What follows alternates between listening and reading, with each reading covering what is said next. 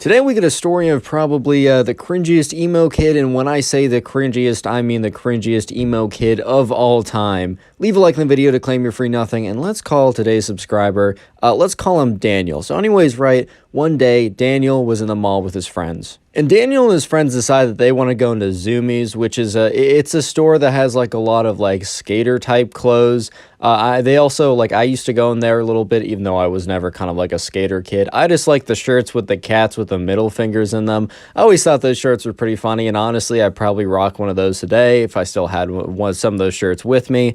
But anyways, right, Daniel and his friends, you know, they decide to go into the store, and they're kind of just looking around, browsing the t-shirts, looking if there's anything they want to buy.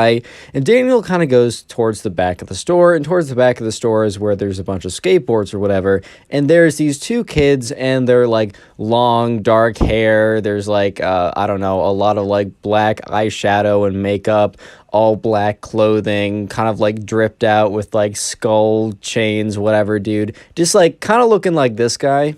So anyways, right, Daniel doesn't like think anything of it. He's like, oh, that's interesting, I guess. Because here's the thing, Daniel doesn't really care how you dress. Daniel doesn't really care how you act. As long as you're like decent to other people, he literally doesn't care if, I don't know, man, like you can do whatever you want. But anyways, Daniel's kind of walking towards the back of the store when he sees one of the two emo kids look at him, go up to him, and hold out their hand, kind of like someone, like, you know, the traffic guards that, like, go out and hold up their hand to say stop. And the emo kid's like, hey, bro, only emo kids back here. You wouldn't get us anyways. And Daniel kind of looks at him like, bro, I'm just trying to shop in the store. So obviously, Daniel's like, dude, like, I'm just going to go back here real quick. I just want to see what they have. I'm not going to, like, spend too much time here. You don't have to worry.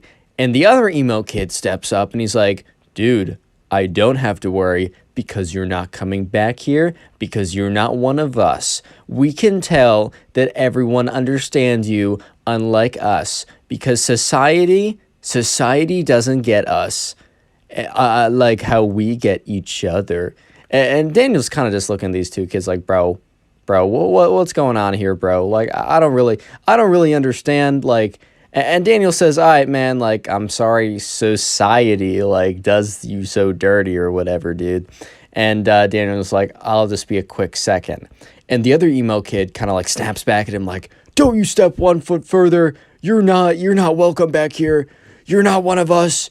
You're not an emo kid. I don't know if he literally said emo kid. I don't know if they refer to themselves like that, but he's like, you don't get us, man. Only people like us, societal rejects, the people that nobody understands and how deep it is and how hard it is, can be back here, and you're definitely a normie, bro. I can just tell. You step 1 foot back here, and, you know, I'm going to send you back to, and he takes like a second to think of something. He's like, Pain Town with my knuckle sandwich. And Daniel's looking at him like, bro, 2006 called and they want their entire aesthetic back.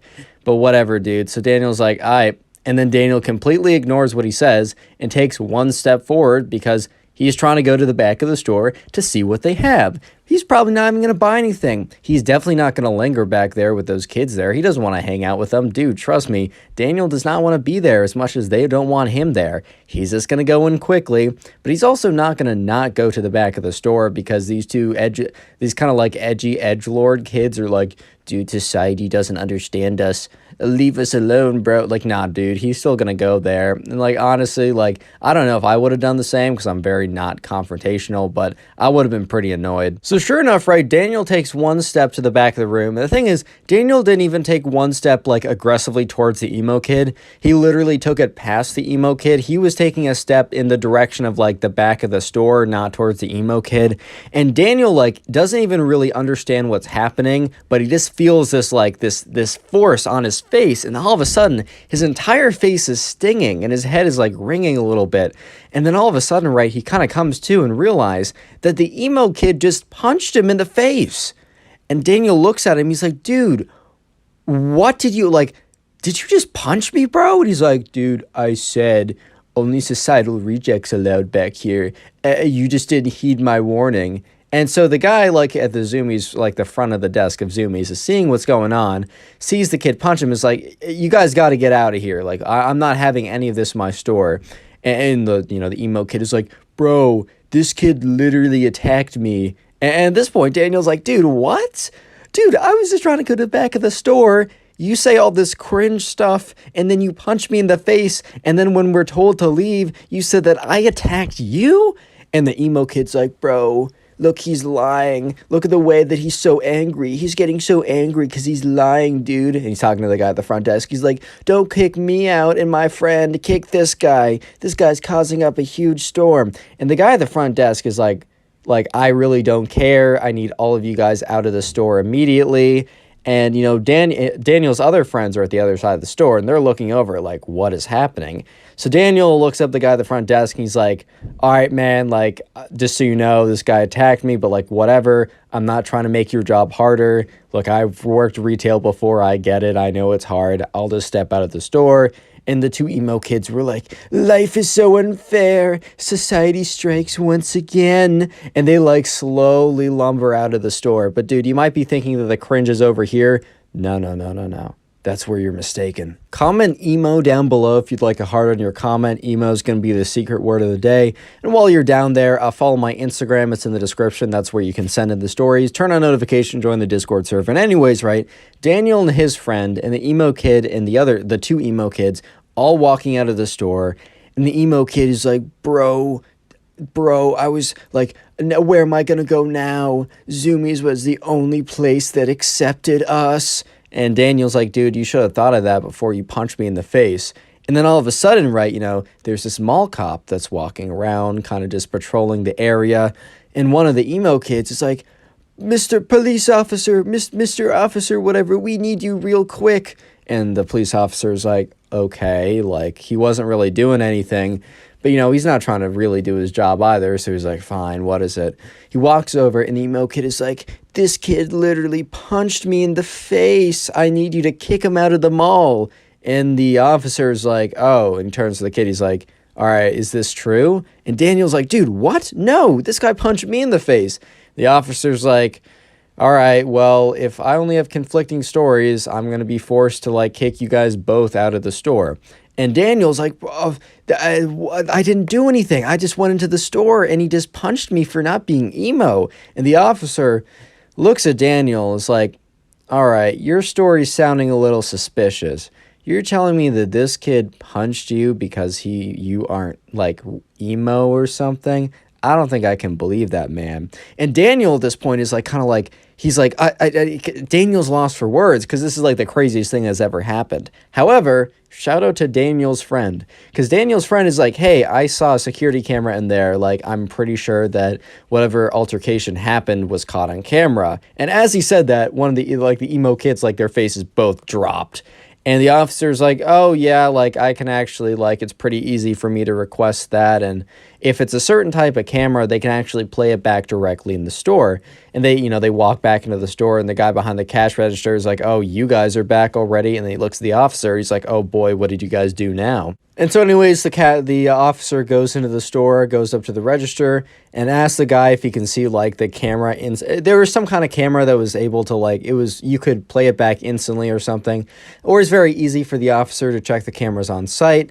So anyways, he goes to the footage, looks back at it, is looking at the kids, like, kind of like looking at the camera, then looking at the kids, kind of to make sure that he's, like, seeing who is who.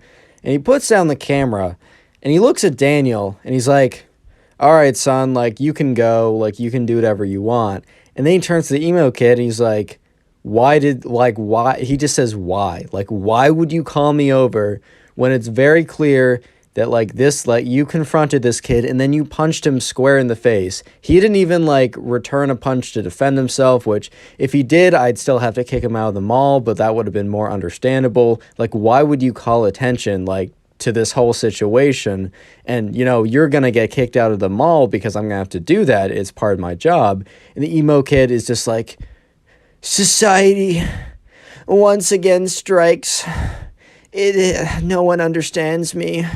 And the two emo kids are like, ugh, society. And the police officer looks at the emo kids and is like, guys, This is not society doing you wrong. You literally punched some guy in the face and then told a police officer that, like, or a mall cop that he punched you. And then when you caught on your lies and got caught like attacking someone, you're shocked that you got kicked out. Are you serious?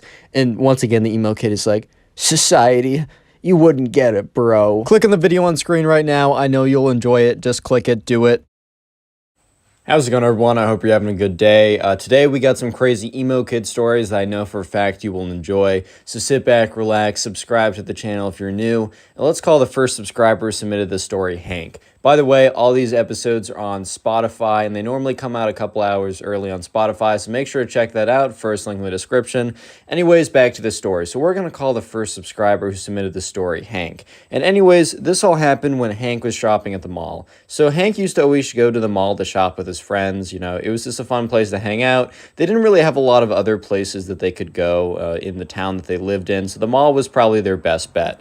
And sure enough, one of these days, one of Hank's friends wanted to shop at this place called Hot Topic. If you don't know, Hot Topic's a place where they have a lot of t-shirts and other kind of apparel that is very, I don't know, like fast fashion-y, brand-centric. Like, it's very much like, you'll have a lot of different brands, or kind of like, you'll find a lot of band t-shirts, a lot of kind of like, okay, so a lot of different stuffs at Hot Topic, but one kind of theme of clothing that you'll see at Hot Topic is emo style clothing, if that makes sense. So like really black clothing, edgy clothing, stuff like that. And just so you know, like, I have nothing against it if you dress like that. I think it's a cool enough style. I think you're fine if you, even if you identify as like, oh, I'm emo in the way I dress or act or whatever. I don't really care. Live your life. However, as long as you don't act like the kids in these videos, especially this one, you're chill with me. But anyways, Hank just was like, okay, man, like, you want to go to Hot Topic, that's fine. Hank hadn't really been in that much, so he didn't really know what to expect. So Hank was walking into, you know, the Hot Topic, and he was looking around, and there's a whole host of people, and Hank's friend was like, all right, man, like, I'm going to go to the back of the room. I know what I want. I'm going to go in their skateboard section. You can kind of just wander around here. I'll be out when I'm done. So Hank was totally fine with this, and Hank kind of like was wandering around, and he walked over to one of the t-shirt aisles, or one of the t-shirt rack aisles, and that's when he accidentally bumped into this kid. And this kid turns around. And just to paint the picture, this kid has super long black hair. He's got like black mascara on, black lipstick. He's got black painted nails. He's got a spiky collar. He's got like a black band t-shirt. He's got like long black jeans, and then those like big black stomper boots. I don't know if you know what I know, like if you know what I mean, but like those big, kind of like those big rubber black boots that are pretty popular right now. And he turns around and he's like, dude, what the heck, bro? And Hank's just like, all right, my fault. Like, I didn't mean to bump into you like that. I was just looking around and wasn't paying attention. And the emo kid's like, dude, you're like, shut up, bro. Hank's kind of just looking at him like, I don't really know what you mean. Like, I didn't do anything. Like, are you good? And the emo kid's like, bro, like, I don't need to hear that sass from you, bro. Like, I really just don't need to hear that. And Hank says once again, like, dude, I don't know what you're saying. Like, I'm sorry. I'll just go the other way.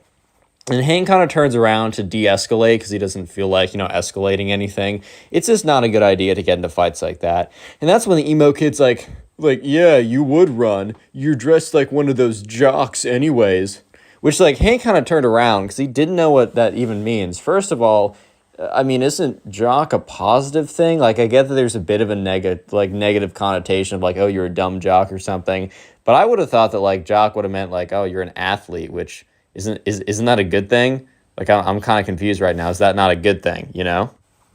And Hank, you know, kind of turns back. And he's like, dude, like, why? Like, why are you like making a problem with me? I don't have a problem with you. You're kind of the one that's making this into something, because Hank really did believe like I'm not the one doing anything.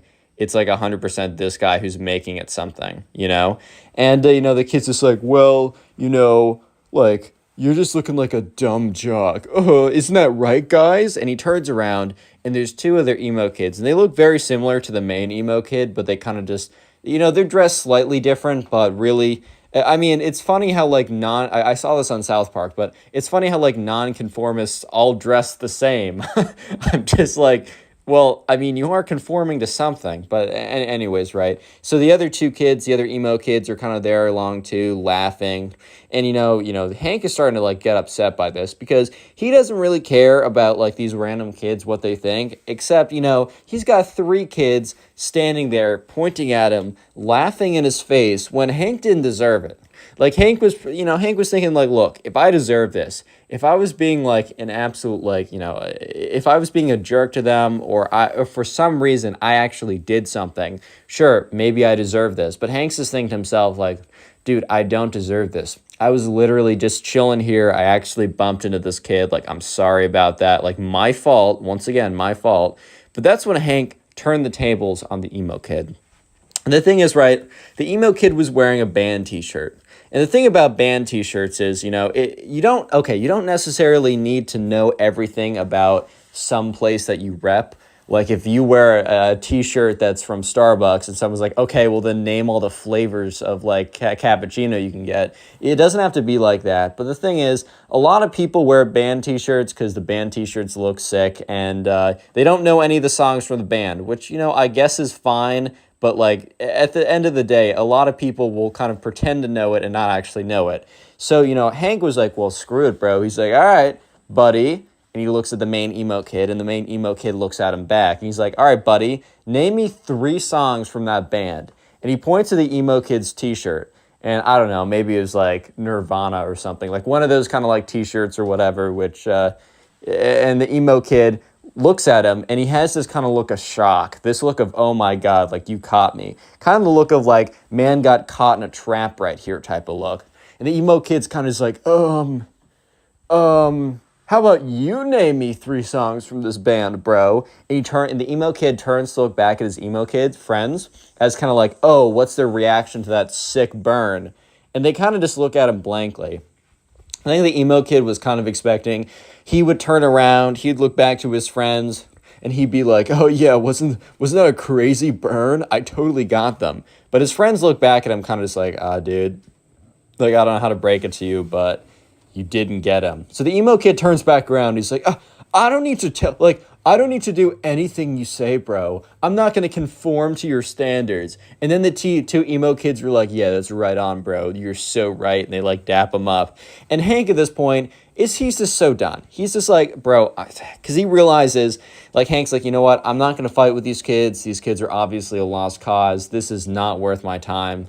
So Hank gets up, he turns around, and he kind of says like, whatever, man, like go live your life.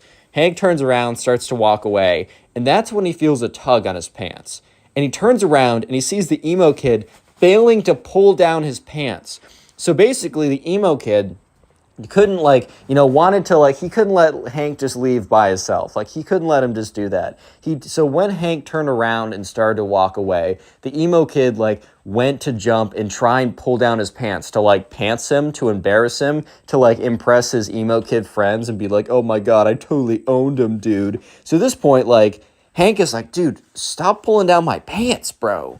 And the emo kid's like, oh, sorry, I just slipped. And he's like, And his emo kid friends laugh along as well. At this point, Hank's getting really annoying. He's like, sorry, bro, like, I'm not into you like that. And he's like, what? He's like, yeah, you're trying to pull down my pants. So you're telling me you're not trying to get a peek? And the emo kid's like, dude, it's not like that. I was trying to pants you. And Hank's like, yeah. You wanted to pants me so you could see my bare bottom. Did you really want to see my bare bottom that bad? And at this point, the other 2 emo kids start laughing a little bit. And the main emo kid turns around and he's like, stop laughing, it's not funny. Turns back around, he's like, dude, you don't know what you just did. And the emo kid walks up to Hank with his chest puffed out. He's like, bro, you literally don't know what you just did. You don't know who you're messing with. Okay, I don't know if he started to tear up or anything. But at the exact same time, the mall cop that happened to be like going around the mall to make sure that nothing's like happening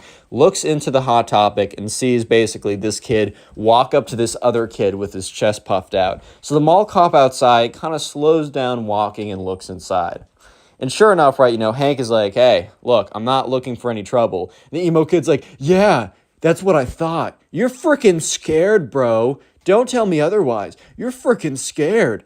And at this point, Hank's like, dude, I'm not scared. It's not like that. I just don't want any trouble. Like, you're not worth my time. And he's like, I am worth your time. I'm worth all of your time plus some because I'm worth more than you, dude. You don't know who you're messing with. At this point, right, the emo kid was really kind of just showing his true colors and being like, I mean, kid's insecure. That's fair enough. He's trying to act all tough in front of his friends.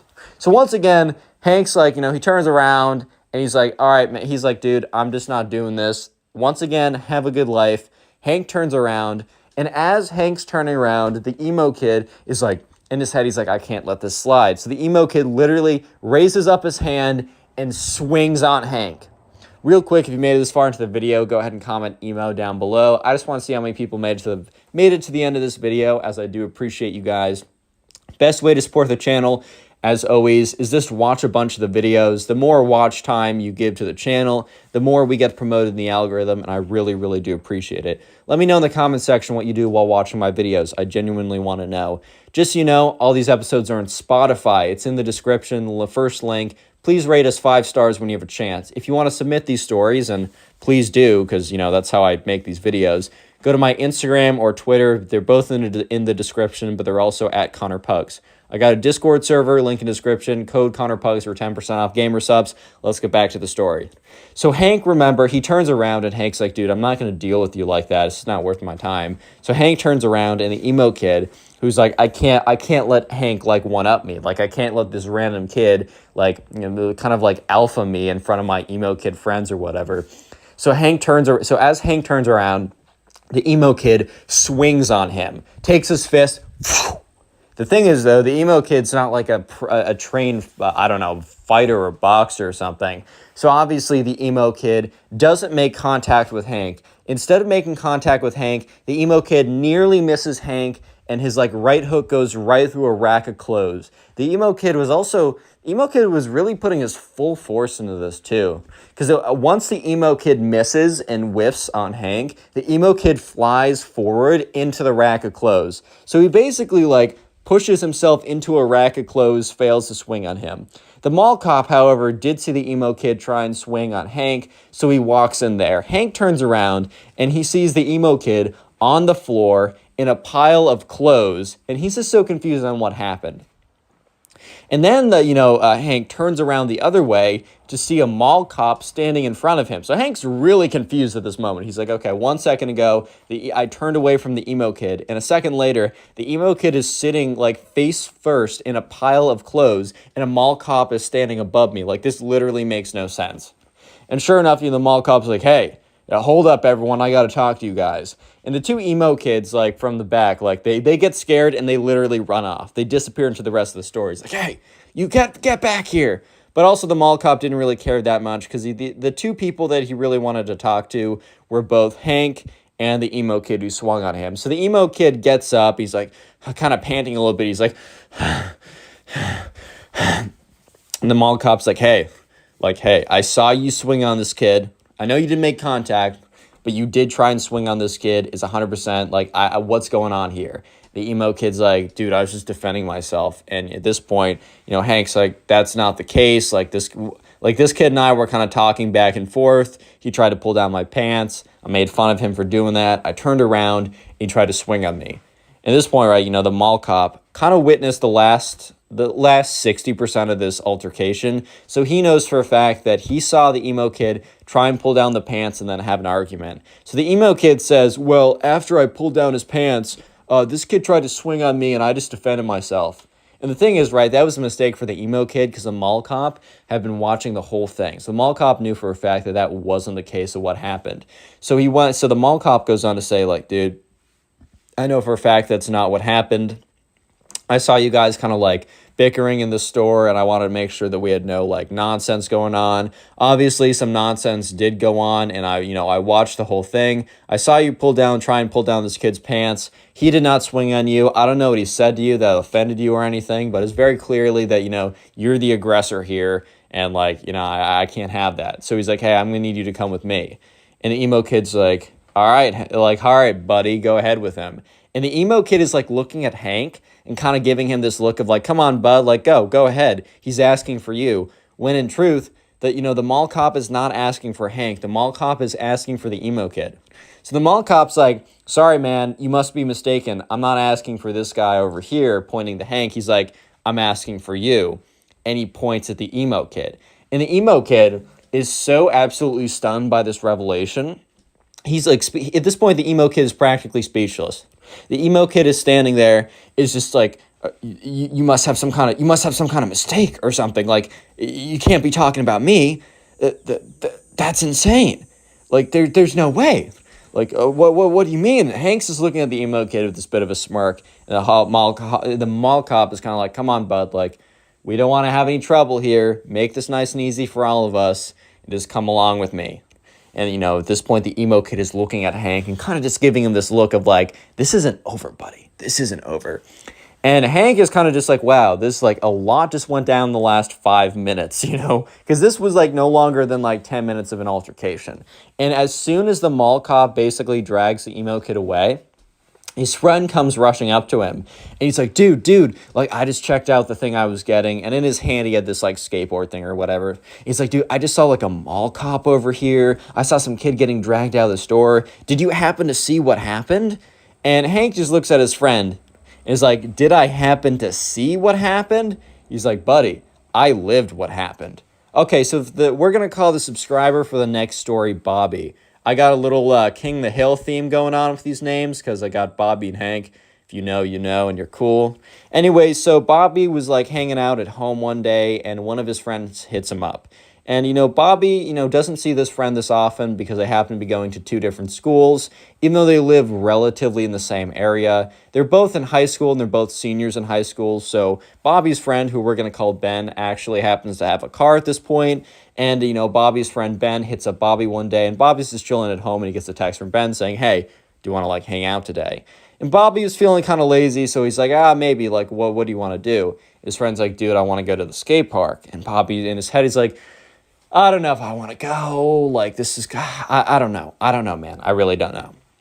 And Bobby should have stayed home that day based on what was about to go down, but he didn't because he wanted to see his friend Ben, and he was like, wait, what else am I going to do today? Watch Netflix? I know for a fact by the end of the day, if I'm just sitting here watching Netflix, I'm not going to be a happy camper. So sure enough, Bobby texts him back. He's like, yeah, man, like, I don't got a ride, but if you can pick me up 100%. So sure enough, this friend, I don't know, an hour later, pulls up to Bobby's house and says, hey, man, get in. And, Bobby shows up to the window. He's like, hey, what's up, Ben? Haven't seen you in forever. Just so you know, I don't have a skateboard, just so you're aware. And Ben's like, dude, I got two in the back. Don't worry about that. I got you. So sure enough, Ben hops into the car with Bobby. And, they drive, or Bobby hops into the car with Ben. They drive over to the skate park, which is like 15 minutes away from where Bobby lives.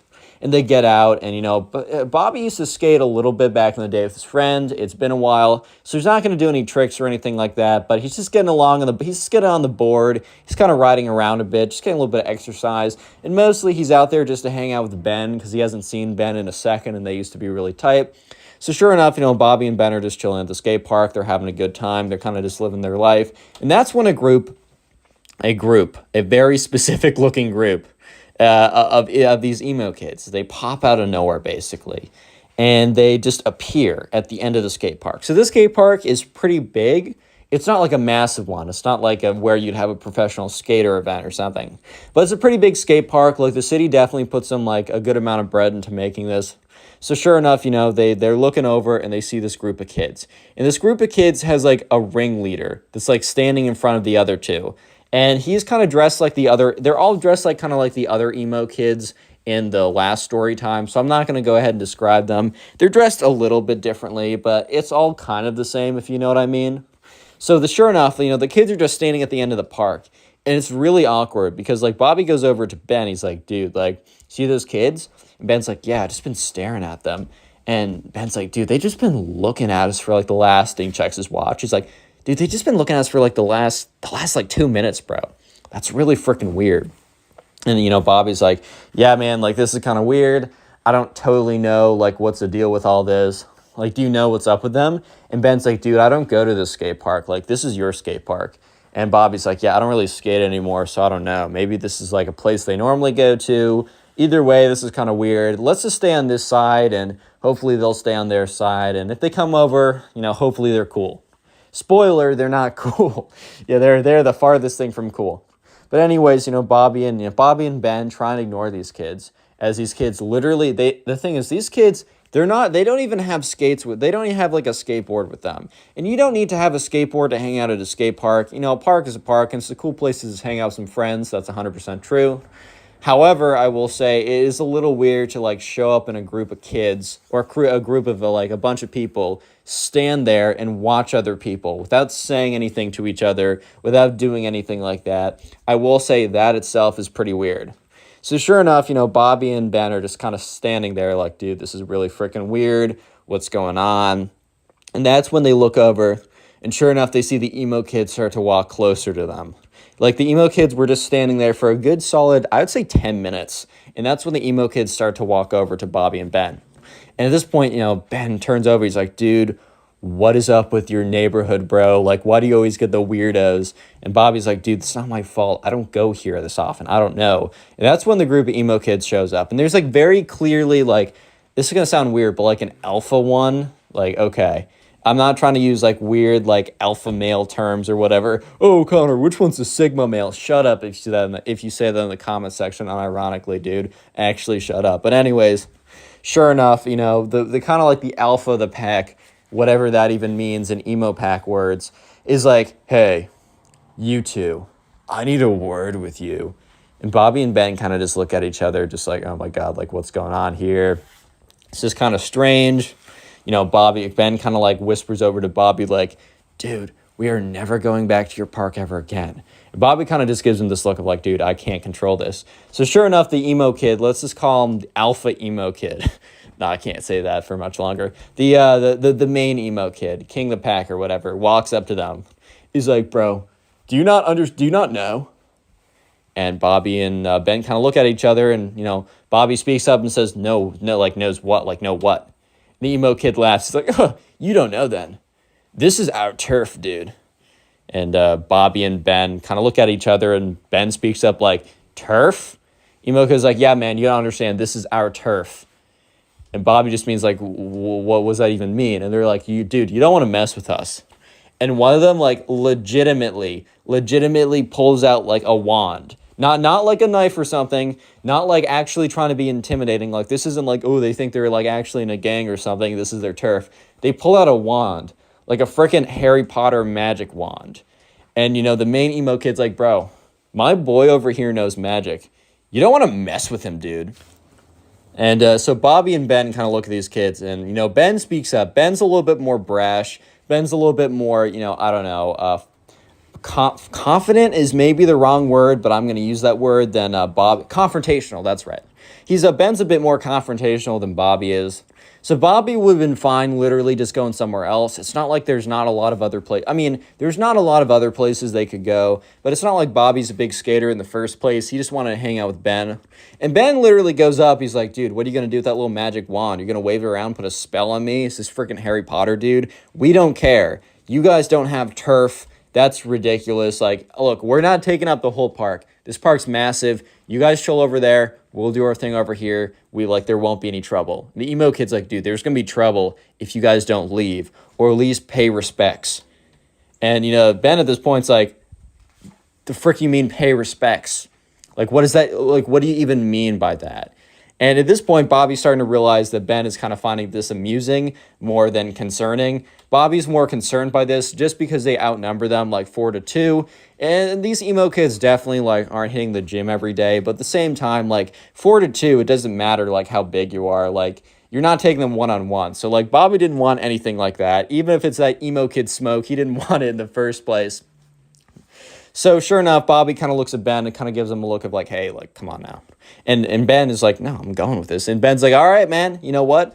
Put a spell on us, bro. Like, if you honestly, like, you know what? We're going to take the punishment. Put a spell on us. And the main emo kid looks at them and is like, dude, you don't want our smoke like that. You don't want us to, like, drop a spell on you like that, bro. You don't know our power. You don't totally get it. And Bobby is just looking at them. And Bobby's like kind of like completely freaked out at this point. Not that they're going to actually put a spell on him and, I don't know, curse him or something. Bobby's just so freaked out by everything going on that he just doesn't want anything to do with it. So Bobby is like, I don't know, man. How about we just like, we stay here and you go over there? And the emo kid's like, I'm not talking to you, little boy. Which like Bobby was like so taken aback by this that and Ben was like, you don't call my friend that. Come on, if you're such a big guy, little boy. And at this point, Ben says little boy back to them. If you're not such a big guy, little boy, put a spell on us. And he points to the guy in the back. And there's like a little emo kid in the back with like a little magic wand or something. The main emo kid says, you know what? Gentlemen, I don't want you guys to be seriously hurt. So I'm going to give you one more chance to leave the premises, or my friend will put a spell on you, and you will be cursed so badly that you will not make it out of this park alive. We have magical powers that you simply don't understand. And Ben is looking at them, and Bobby is looking at them, and the emo kids are looking back. At this point, it's a classic. It's one of those classic Texas standoffs. Like, who's going to shoot first? But instead of shooting, it's either staying there or shooting your magic spells through your wand or whatever. And, Ben was like, all right, no, we're staying here. Put a spell on us. Do it. And the emo kid is like, fine, you've sealed your fate. And all of them walk away. At this point, Bobby and Ben look at each other. Bobby's like, dude, those kids are weird. Like, I have no idea what's going on. Ben is like, really is your neighborhood spawning out the most NPCs in the world, dude? Like, this is crazy. And, Bobby and Ben were probably going to go back and forth a little bit about how weird these kids were, but they were unfortunately interrupted by chanting. So they look over and they see the emo kids, like, holding hands, chanting, like, kind of like going in a circle, like kind of like moving in a circle, holding hands, chanting like demonic tongues. At this point, Bobby's like, bro, I'm kind of freaked out. And Ben's like, dude, this is a comedy routine. Please, like, chill out. And at this point, they do, like, the chanting gets louder and louder. And it's kind of weird. Like, it's really strange. It's like they definitely been rehearsing this. And Bobby admits to me that for a split second, he was thinking, like, dude, what if these kids actually have magic powers? Spoiler, they don't. They're just weird, right? And by the end of the chant, one of the kids comes over. The main one grabs the wand, starts swinging it around, and starts walking over to them. He's like, one last chance, boys. I'm giving you one last chance to literally survive. I'm giving you one more chance unless you want to, if you want to leave here and see your parents again. And Bobby was just in his head like, dude, this kid's legitly weird. And Ben says, bring it on, dude. I want to see the worst you have. And Bobby was like, he admits, he was a little bit concerned just because, I don't know, just like the confidence these emo kids had was kind of startling. And the main emo kid's like, fine. Takes up his wand. He starts like saying a bunch of like random gibberish and waving his wand in a circular motion, pointing it at Bobby, right? Or at Ben, not Bobby. And Ben, kind of looks at Bobby and gives him a wink. And Bobby knows that, Ben's about to be up to some mischief. And the kid is like, ha-da-da-da, ha-da-da-da, ha-boah, or does like what is very clearly like the final motion. And Ben literally like opens his eyes super wide, clutches his heart, and drops to the ground and doesn't move. Bobby is like a little bit freaked out, but he also remembers that Ben just like gave him a big wink. And you hear all the emo kids, like some of them are in the back like, oh my God, it actually worked. The spell actually worked. And the main emo kid has this look on his face, like the most scared look you've ever seen. The main emo kid was terrified because for for a good 30 seconds, the main emo kid actually thought that he just killed this kid from his like magic spell or whatever. So sure enough, the emo kid like drops his wand, rushes up to Ben and is like, no, the spell, it was too powerful. I should have held back. And Bobby's just looking at him. And the emo kids, the other ones, are standing like talking to each other. And they're like frantically talking to each other. They're really concerned about this. They're like, dude, do we call the cops? Do we bury the body? Like, what do we do? Like, what if our parents find out? All this kind of nonsense, right? And that's when you hear giggling. It started as giggling, but then it just evolved into laughter. And that's when Ben flips over and you can see that he's just been laughing. He couldn't hold it in any longer. And he gets up, he's like, oh my God, you fell for it. This is the funniest thing ever. He's like, guys, you're not wizards, you're just weird. Go to that side of the park. We're going to be here, and there's nothing you can do about it.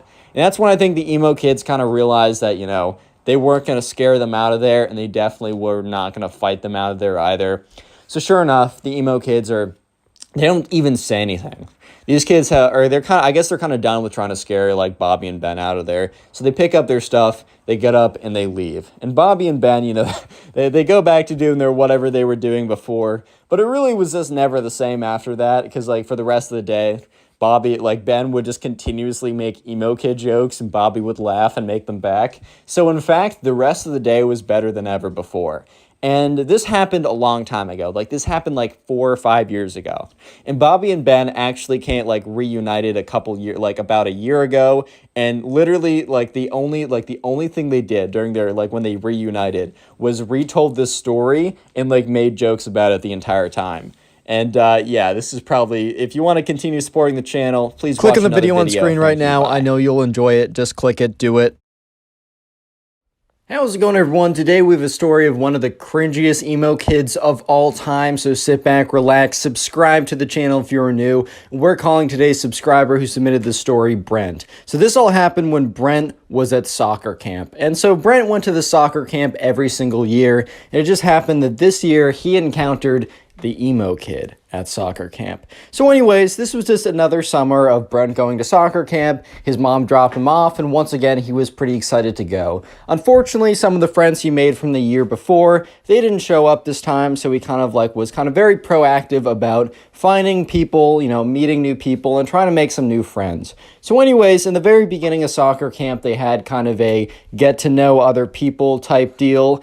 And all of a sudden, right, Brent sees this girl, and she was at kind of the girls' soccer camp. So it was kind of split up like boys' soccer camp and girls' soccer camp. However, it was all under the same umbrella of the soccer camp program. So they would eat lunch together, do non-soccer activities, but the morning soccer practices were kind of split up by gender like that. And so anyways, right away, Brent saw this girl, Emily, and he immediately kind of fell in love with her. Not actually, but was like, OMG, lol, she's cute. I'm going to try and hit. No, I'm just kidding. He's I don't know. He's gone to soccer camp. He's not trying to hit, bro. That's crazy. But anyways, right, so she's going to be an important character later on. But for the meantime, we don't need to think about her because someone much more important comes into the picture. So while Brent is thinking about oh my God, look at that girl over there. I got to start talking to her. That's crazy. He accidentally bumps into this guy and turns around. This guy is I don't know, a little bit bigger than him, a little bit heavier than him, just kind of a bigger guy. And he's got this long black hair that's swooshed over. He's wearing the standard soccer cleats, but otherwise it's this black band heavy metal t-shirt. He's got black painted nails. He's got a spiky wristband on or whatever. And he turns around, he's yo, what did you bump into me, bro? And Brent's oh, my fault, didn't mean to do that. He's you don't think that I'm an alpha? Is that what you think? Brent's what? He's I'm an alpha male, just in case you weren't aware, which I know that you subconsciously were, because, you know, all betas instantly know when there's an alpha present. And Andrew was the guy from 7 stories ago. Brent was what? He's bro, do you not know what beta males and alpha males are? Well, basically, beta males are like you and lame, and alpha males are strong, powerful, and dominant in the pack. And with that, the emo kid does a big, swipe of his big, long, black hair. So, his bangs would no longer cover his eyes. It immediately fell back in front of his face. He's yeah, just so you know, kid, get out of my way. And the emo kid, shuffles away. And this was Brent's first interaction with the emo kid. So he's okay. That's cool, man. Okay. See you around, buddy. Bye-bye. So anyways, let's fast forward a little bit. After soccer practice in the morning, Brent was actually one of the better kids there. He was pretty good at soccer. They had lunch, and in the afternoon, they had activities such as this, I don't know, tag, capture the flag, all kind of random camp activities. And today was capture the flag, and Brent happened to be on the same team as Emily. So immediately he goes over there. He's hey, how's it going? My name is Brent. Emily's hey, my name's Emily. Nice to meet you. And Brent and Emily immediately hit it off. They're having a good time. They're talking with each other. They're enjoying each other's company. You simply love to see it. And like from very far away, Brent catches the eye of the emo kid who's on the other team and is just staring him down for some reason. Brent doesn't really think much of it, and then he goes back to talking to Emily. So they're playing capture the flag right now, and Brent, runs over to the other side, gets the flag, right, and starts running back to his side. If you don't know capture the flag, there's like this little penny on both sides or like a little piece of cloth or something.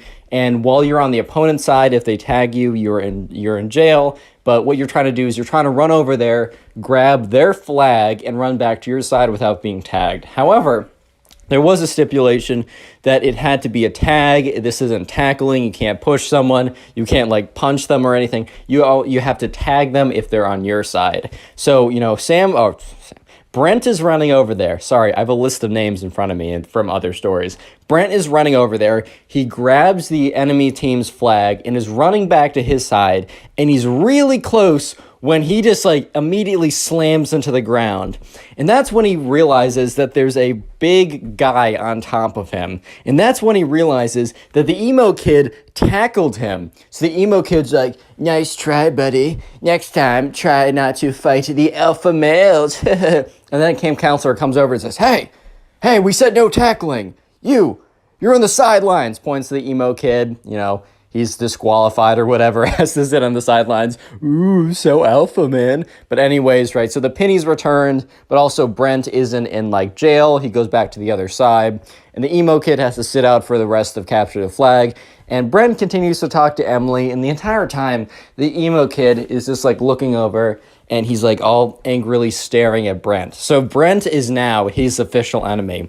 Brent kind of just assumed that they were enemies because of when he bumped into him and also when he got him disqualified, which did Brent really get him disqualified, or was it because he's an idiot and jumped on him? That's why he got disqualified? Who knows, man?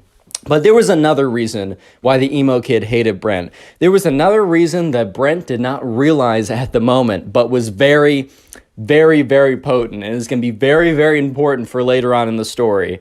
I'm gonna give you guys a hint. It starts with an E and ends with a mly. Did you guys get it? Starts with an E and ends with a mly. Emily? I'm just going to tell you, yeah, it is Emily, the girl. So emo kid likes her. Anyways, so Brent and Emily talk for the rest of that capture the flag game. The entire time the emo kid is staring Brent down. Brent just simply assumes, well, this kid hates me for that reason only. But let me just say that the next week of soccer camp was the craziest week that Brent has ever had. So anyways, right, his mom picks him up. He goes back home. His mom's like, hey, how was the first day? And Brent says, oh, I met this really weird kid who tackled me. And she's like, oh my God, are you okay? He's like, yeah, actually, I have barely any scrapes on me even. But he seems to not like me, so I'll keep you updated on that. So Brent is dropped off the next day, and he walks over there. And that's when the emo kid, is just staring him down. And, Brent is kind of walking over because there's a little bit of a 5, 10, 15-minute period where the kids are just standing around talking with each other, waiting for them all to be dropped off. And then the soccer camp officials or camp counselors would then split them up into groups, do soccer drills, play games, whatever, standard kind of affair. And he's just kind of waiting around. And that's when the emo kid comes up to him and says, so you're challenging my authority as the alpha man. And Brent is kind of just like, what? He's like, I'll say it again, just in case your little beta ears couldn't hear me. So you're challenging my authority that I am the alpha male of the pack. If we were wolves, which we kind of are, and Brent was like, what? If we were wolves, as we kind of are, as I said, I would be the alpha male, alpha wolf, and you would be the beta wolf, and I would be banging your wife while you watch little cuck beta wolf. Whoop. And Brent is looking at this kid, and this kid is like, no offense, but this kid is the opposite of what a stereotypical alpha male would look like, right? One of those red-pilled alpha males. It just looks the complete opposite of that. But anyways, Brent's not gonna get into he's not gonna rebuttal this kid because what is there to rebuttal? Everything, man. This kid has no argument. But anyways, Brent's like, okay, and the emo kid's like, well, you say okay, but remember yesterday when you got me kicked out of the game, which you obviously tipped off the ref? And Brent's like, bro, you tackled me. It's very clearly stated in the rule books that you're not allowed to tackle anyone.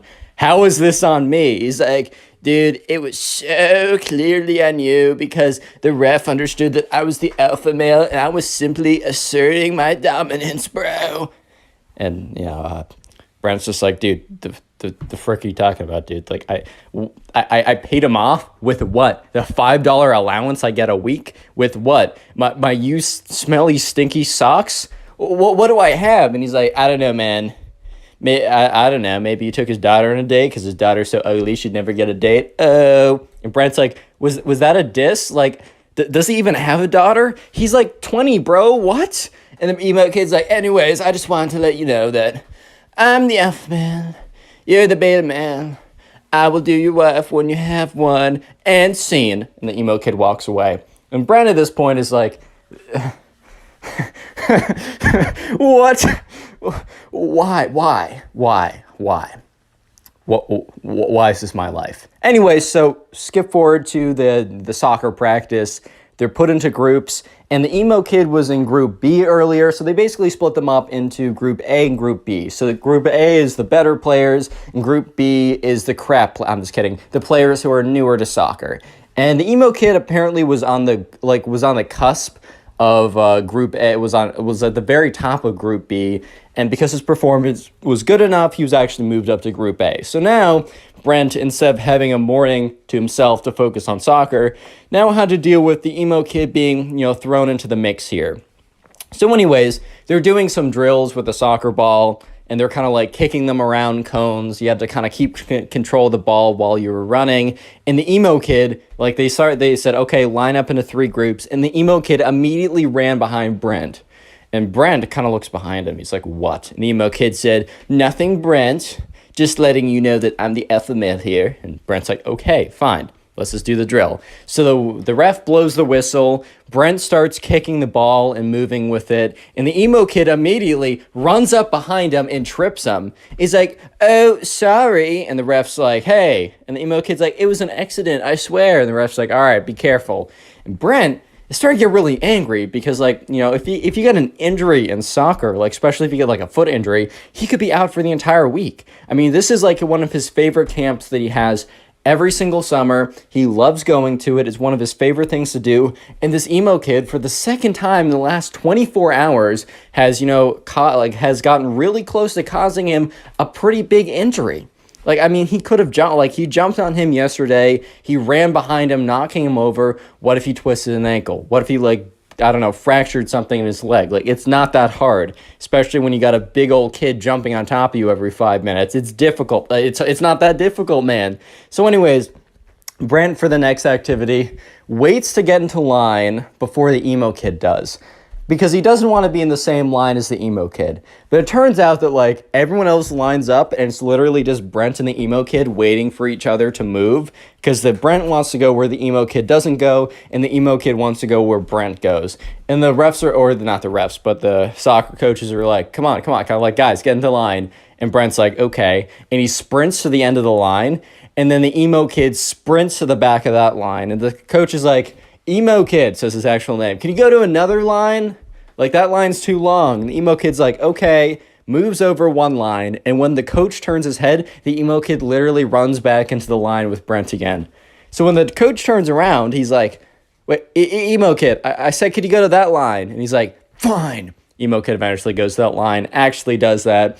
So for the rest of the soccer practice, the emo kid tried to bump into Brent, tried to make his life difficult, basically was just being a big butt the entire time. But thankfully, that nothing really happened. He didn't bump into Brent successfully again. In fact, the emo kid, most of the time when he tried to bump into Brent would do some very slick soccer move, kind of break his ankles, not literally, but you know what I mean. And the emo kid would fall flat on his face because he kind of tried to run into Brent, and then Brent sidestepped him and completely swerved out of his way. Anyways, though, things start to get a little bit more interesting because throughout the next day, Brent and Emily are talking it up. It's kind of the known thing for the camp that those two were kind of the unofficial soccer camp couple. I don't know if your camps had stuff like that, but this was true for the soccer camp. And word was that the two of them, they were gonna kiss soon. Oh my God, guys, isn't that 12th base or something? So sure enough, right, one of these days, so like a day later, Emily and Brent are just sitting with each other at lunch. They're kind of on like a quote unquote date or whatever. And that's when a girl comes over and sits next to them. And Emily's like, oh, this is my friend Robin. And Robin's like, hey guys, like, I just want to let you know, Emily, that the kid over there, and points to the emo kid, is planning to ask you out soon. And Emily's like, dude, I don't know that kid. I've never spoken to him in my life. And Brent's like, oh my God, I know exactly who that kid is. Emily's like, what? And Brent basically tells her the story that I told you guys for the last 13 minutes. And she's like, oh my God, he's the worst. And Brent's like, well, that would explain why he really hates me too. Because like, not just that I embarrassed him, but I've been hanging out with you the entire time. And, you know, he probably knows that we've been talking a lot. And Emily laughs a little bit. And this is when Robin says, dude, like, I'm serious. This kid is going to come over and ask you out within like the next 24 hours. He's going to do it publicly. It's going to be really embarrassing. Everyone's told him not to do it, but he's in his own world. You got to let him down nicely though. And you know, Brent was like, no mercy. Make him suffer. Emily's like, Brent, I'm not going to make him suffer. I don't know this kid. Brent's like, make him suffer. Emily's like, shh. Okay, I'm going to be nice. When he comes over, I'm going to be firm, I'm going to be direct, but I'm going to be nice about it, I'm going to be cordial, and life is going to go back to what it was before. So sure enough, right, Brent now realizes that the emo kid has a massive crush on Emily. And Brent also starts to think about it. When Emily says no to him, and when she starts really, you know, hanging out with me more, and when word gets around that we kiss, because we totally are, this is in Brent's head, right, he's going to actually, like, ramp up the craziness even more than it already is. I think I'm screwed, boys. Real quick, if you made it this far into the video, comment emo down below. I'm going to heart as many comments as I can that say that. That is the secret word of the day. And also, if you want to support the channel and help boost me back into the algorithm, all you got to do is at some point, maybe after this video, maybe later, sit down and watch a bunch of my videos in a row, maybe while you're playing video games or drawing or cleaning your room, or maybe to help you go to sleep. I take that as a compliment now. I understand it. Leave in the comment section down below how you're helping boost the channel. I will heart it, I will say thank you, and I'll even shout some people out, like the person on screen right now. Thank you to this person on screen and all of you guys for all the support recently. It's really helped boost the channel. We're growing again. You'll love to see it. Let's get back to the story. So anyways, flash forward to that night, or not that night, but that afternoon. Remember when this is the mixed gender, just fun, more camp activities, they're playing dodgeball. And sure enough, you know, the emo kid and Brent actually happen to be on the same team this time. So, like, emo kid and Brent, they're picking up the dodgeballs, they're throwing them, you know, they're trying to avoid being hit by the dodgeballs. And the emo kid walks over and is like, sup, bro? And Brent's like, what? Emo kid's like, I just want to let you know that, like, I know that you and Emily, or you have been trying to flirt with Emily, and it's been failing horribly from my sources, at least that's what my sources said. And I just want to let you know that, you know, I let you have your fun. I let you play like the little beta little lamb you are. But I'm actually going to come in and, as the alpha male, assert my dominance and claim what is mine. Emily shall be my girlfriend by the end of tomorrow. Mark my words, and I will watch as little tears roll down your face because you're so sad that I took your girl. Oh, little Brent, I'm so sorry. Brent's like, dude, she's not gonna, I've talked to her, she's gonna say no. Don't do it. I hate you, but I know for a fact that you're gonna get rejected in front of everyone. The emo kid's like, nice try, little boy. I know for a fact that my testosterone is 10 trillion and yours is 0. So based on that alone, plus a billion other factors, such as my manliness, my alpha maleness, my swag, overall levels, and a billion more things. Just, she will obviously say yes to me. And even if you two are fake dating, she'll break up with you immediately to say yes to me. I just know some things that you don't know, Brent. Get over it. So the emo kid walks away. And Brent's like, well, you know, my conscience is clear because I tried to warn the kid not to do it. I tried to warn the kid, right? I'm not a bad guy. I told him not to do it. I told him. I said, I even gave him the benefit of the doubt. I said, I don't like you, but I want to help you here. He didn't listen to me. It's not my fault, whatever happens tomorrow. Next day rolls around. At soccer practice, the emo kid for the entire morning is like, Brent, better spend the last moments with Emily as you can because she's about to be my girlfriend. Oh, and Brent's like, dude, shut up, dude. He's like, oh my God, am I getting to you, man? Am I getting to you, man? Oh man, it was so easy to break your thin, weak beta skin. Oh my God, my words are hurting you so much. I'm gonna lick up your little salty tears. They're so tasty and so good. And Brent's like, shut up, bro. You're gonna get embarrassed. I can't wait for the moment. She better go hard. Anyways, flash forward to lunch.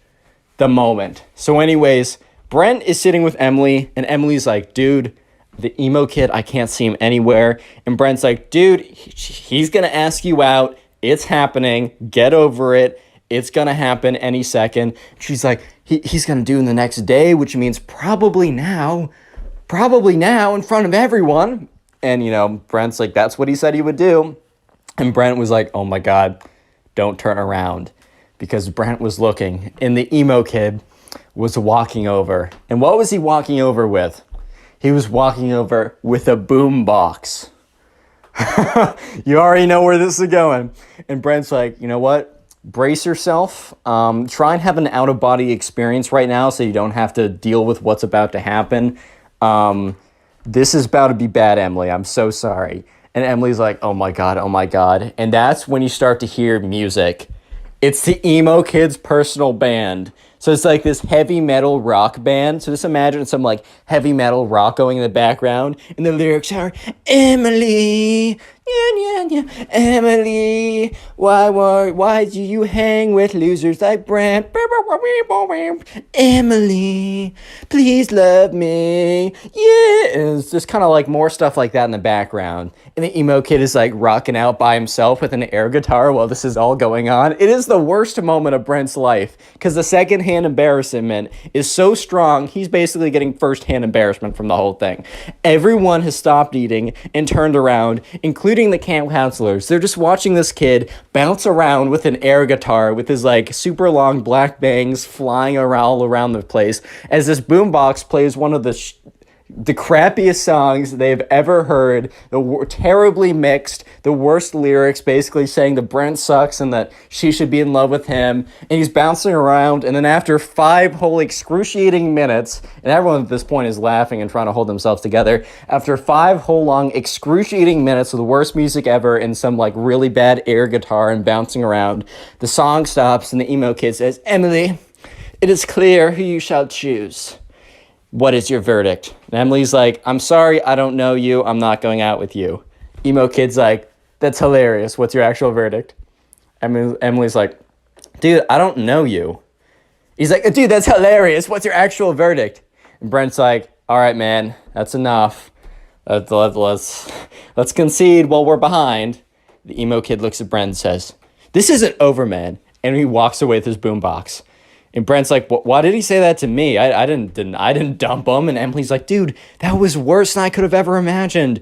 And right, so Robin, the friend who warned them, came over again and said, look, I should have warned you about that. I didn't think it was real. I didn't even think that was actually going to happen. I was told earlier this morning and I laughed. I'm so sorry. I should take anything that you hear about this kid seriously from this point on because, oh my God. And Emily's like, wait. Oh no, we still have an activity tonight, this afternoon. And Brent's like, oh my God, he said this isn't over. And sure enough, it was far from over. So they get to the activity that afternoon. So it was probably the worst possible activity that it could have been because it was small groups of charades. They kind of ran out. They had something else planned, but since it started to rain, they had to go inside. So they're like, all right, we're going to break you off into small groups of 3. And we're going to have you play charades with each other. And at this point, like, they're like, okay, what are the odds? Brent's like, what are the odds that I'm put with? And the person says, Brent, Emily, and emo kid. And Brent's like, you got to be joking, man. You got to be joking. Apparently, right, Robin tells him this, like, later on, like, once the camp is over. Apparently the emo, because she was talking with one of the camp counselors about everything that went down. The camp counselor said that like once like it started to rain, the emo kid went up to them and asked what they were doing. Camp counselor said, oh, we're doing small groups of charades. And the emo kid requested that his two best friends and him were put together in a group. So it wasn't just random, it was the emo kid, but Brent didn't know that at the time. So Brent looks at Emily and Emily looks at Brent, and they're both basically just like, oh boy. And then they both look at the emo kid, who has a massive smile on his face. So all three of them go away to a corner. And the emo kid's like, Emily, I might have came on too strong. And she's like, well, that's an understatement. But he's like, I will show you the truth. Brent, I challenge you to an alpha battle. Brent's just like, what's an alpha battle? Ha! You're such a beta for not knowing what an alpha battle is. Beta.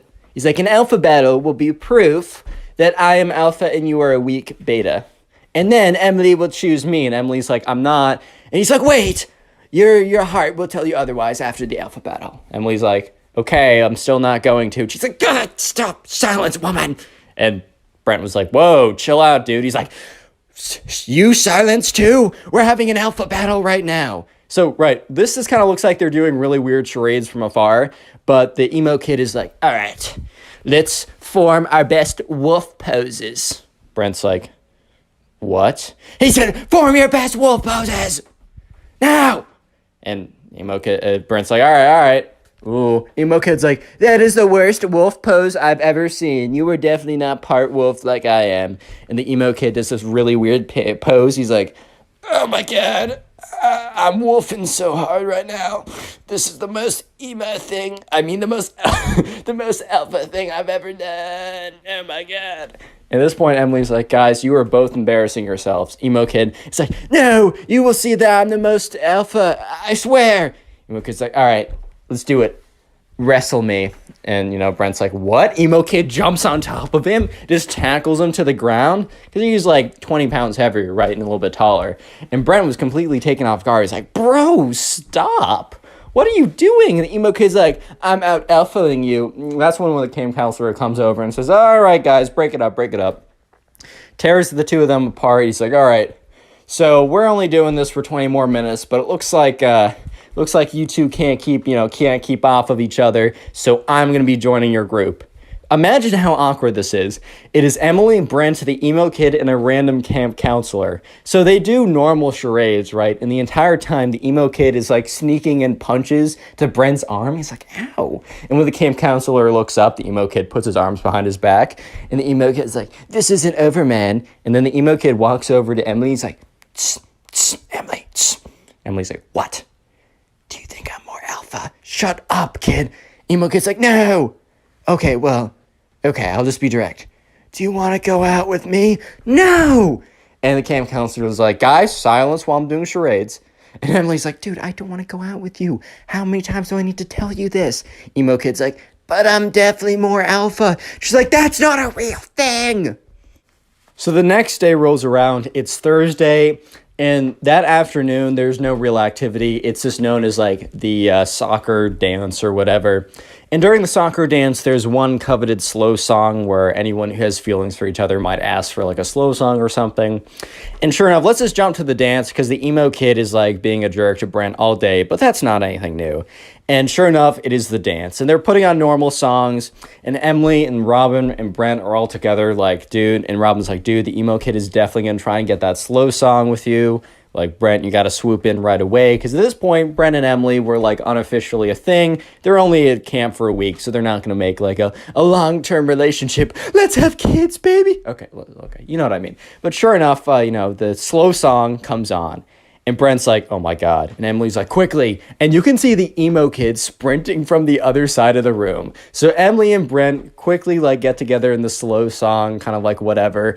And Emily's standing there and she feels Brent being ripped off of him. And the emo kid grabs Brent, rips him off Emily and tackles him on the ground. And this is what the camp counselors are like, oh, okay, foul play.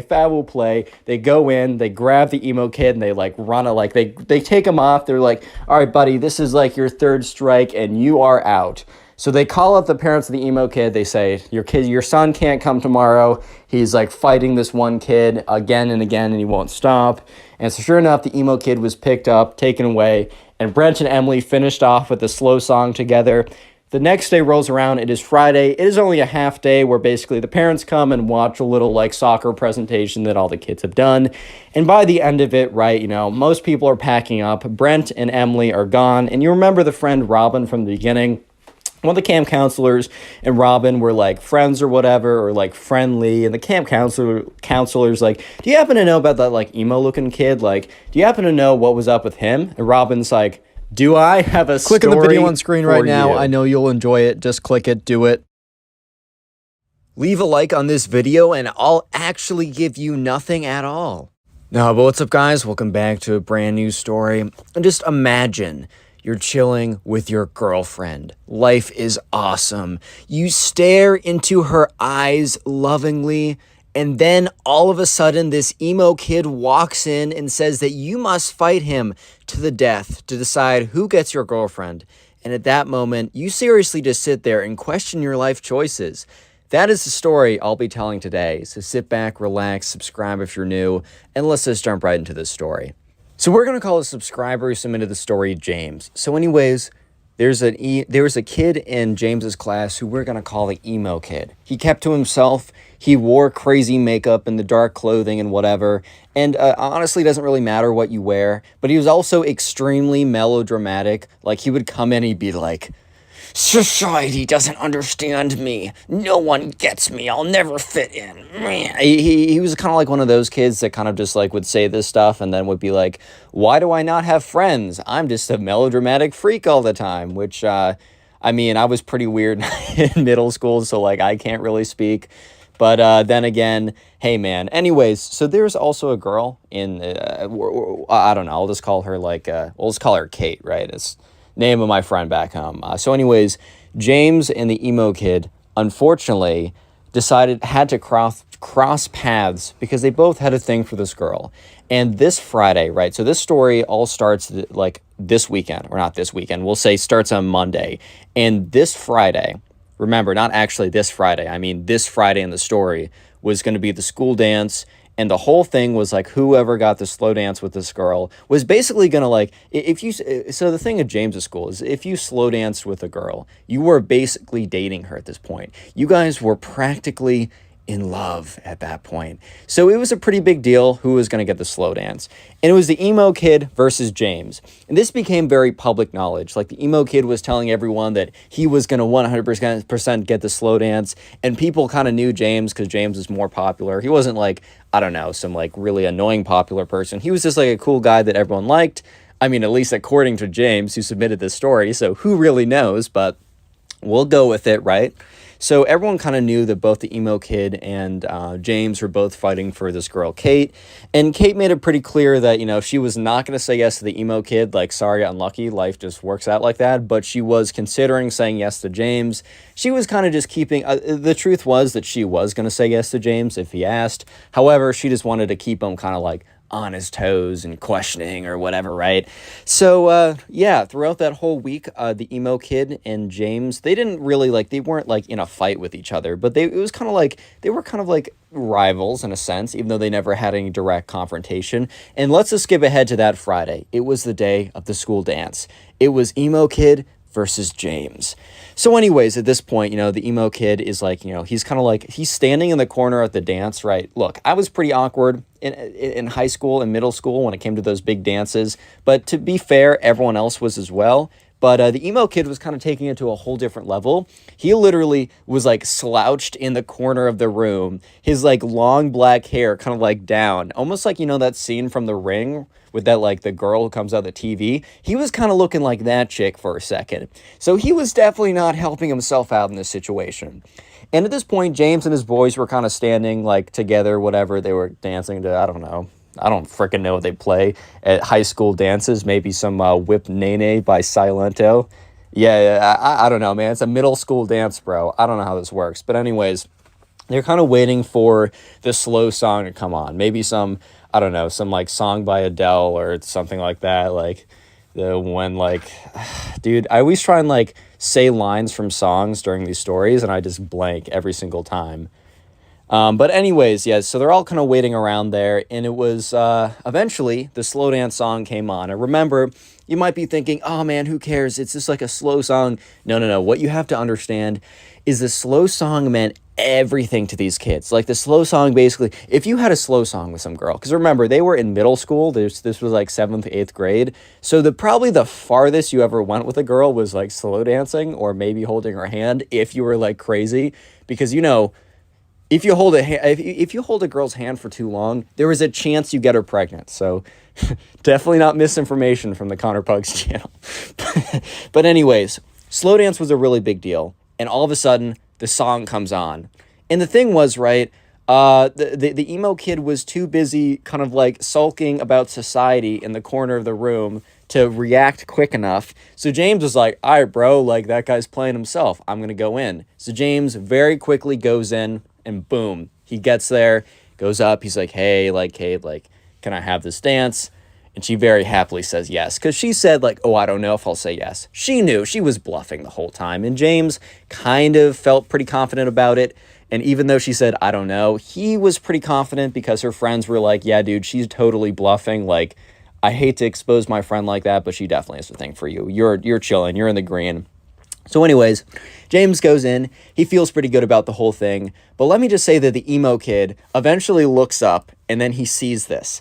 And the emo kid is not having it. So he does something pretty insane. So strap in and definitely prepare for the cringe. If you have your cringe seatbelt unbuckled, I'm actually going to fine you for your own safety. So yeah, go ahead and buckle that cringe seatbelt, because there was like a DJ station and there was like a guy who was like DJing, quote unquote, and there was like a microphone. So like the DJ could say like, hey, like 20 minutes till the dance is done, or get ready for this hype song or whatever.